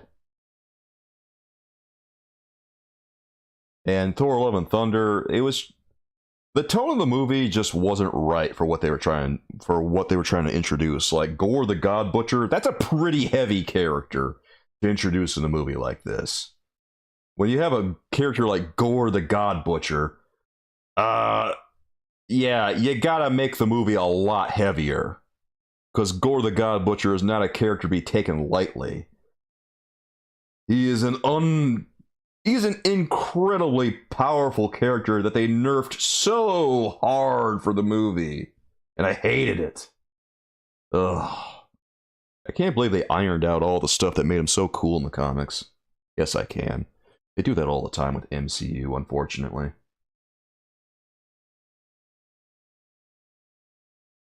Have I seen Amazon the Tick? I have. Amazon the Tick was pretty good. I think it showed a lot of promise, but they canceled it. And that was just a bummer, because The Tick was such a fun show. I loved it personally. It started off slow, but it kept getting better as time went on.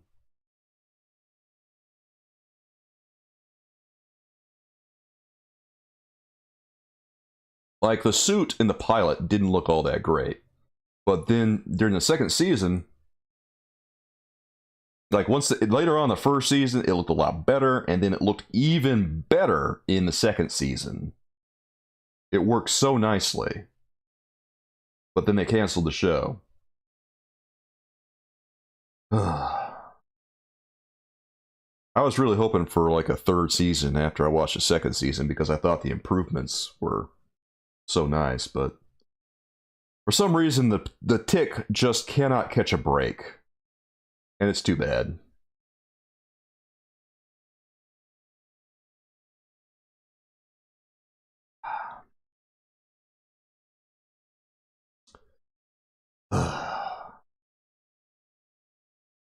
Instead, to replace it, we got The Boys, which, you know, it's a decent show. I like The Boys.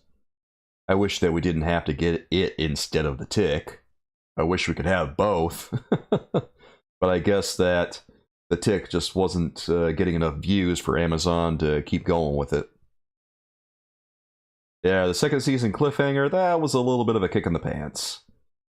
The Boys is not bad, definitely not. I've enjoyed all 3 seasons of it so far.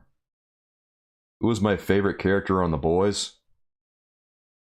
God, I don't know who my favorite character in The Boys is. Not the 7. They're all awful people. Actually, Starlight's a lot of fun. I like Starlight. I think Starlight probably has the most sense of anyone on that show.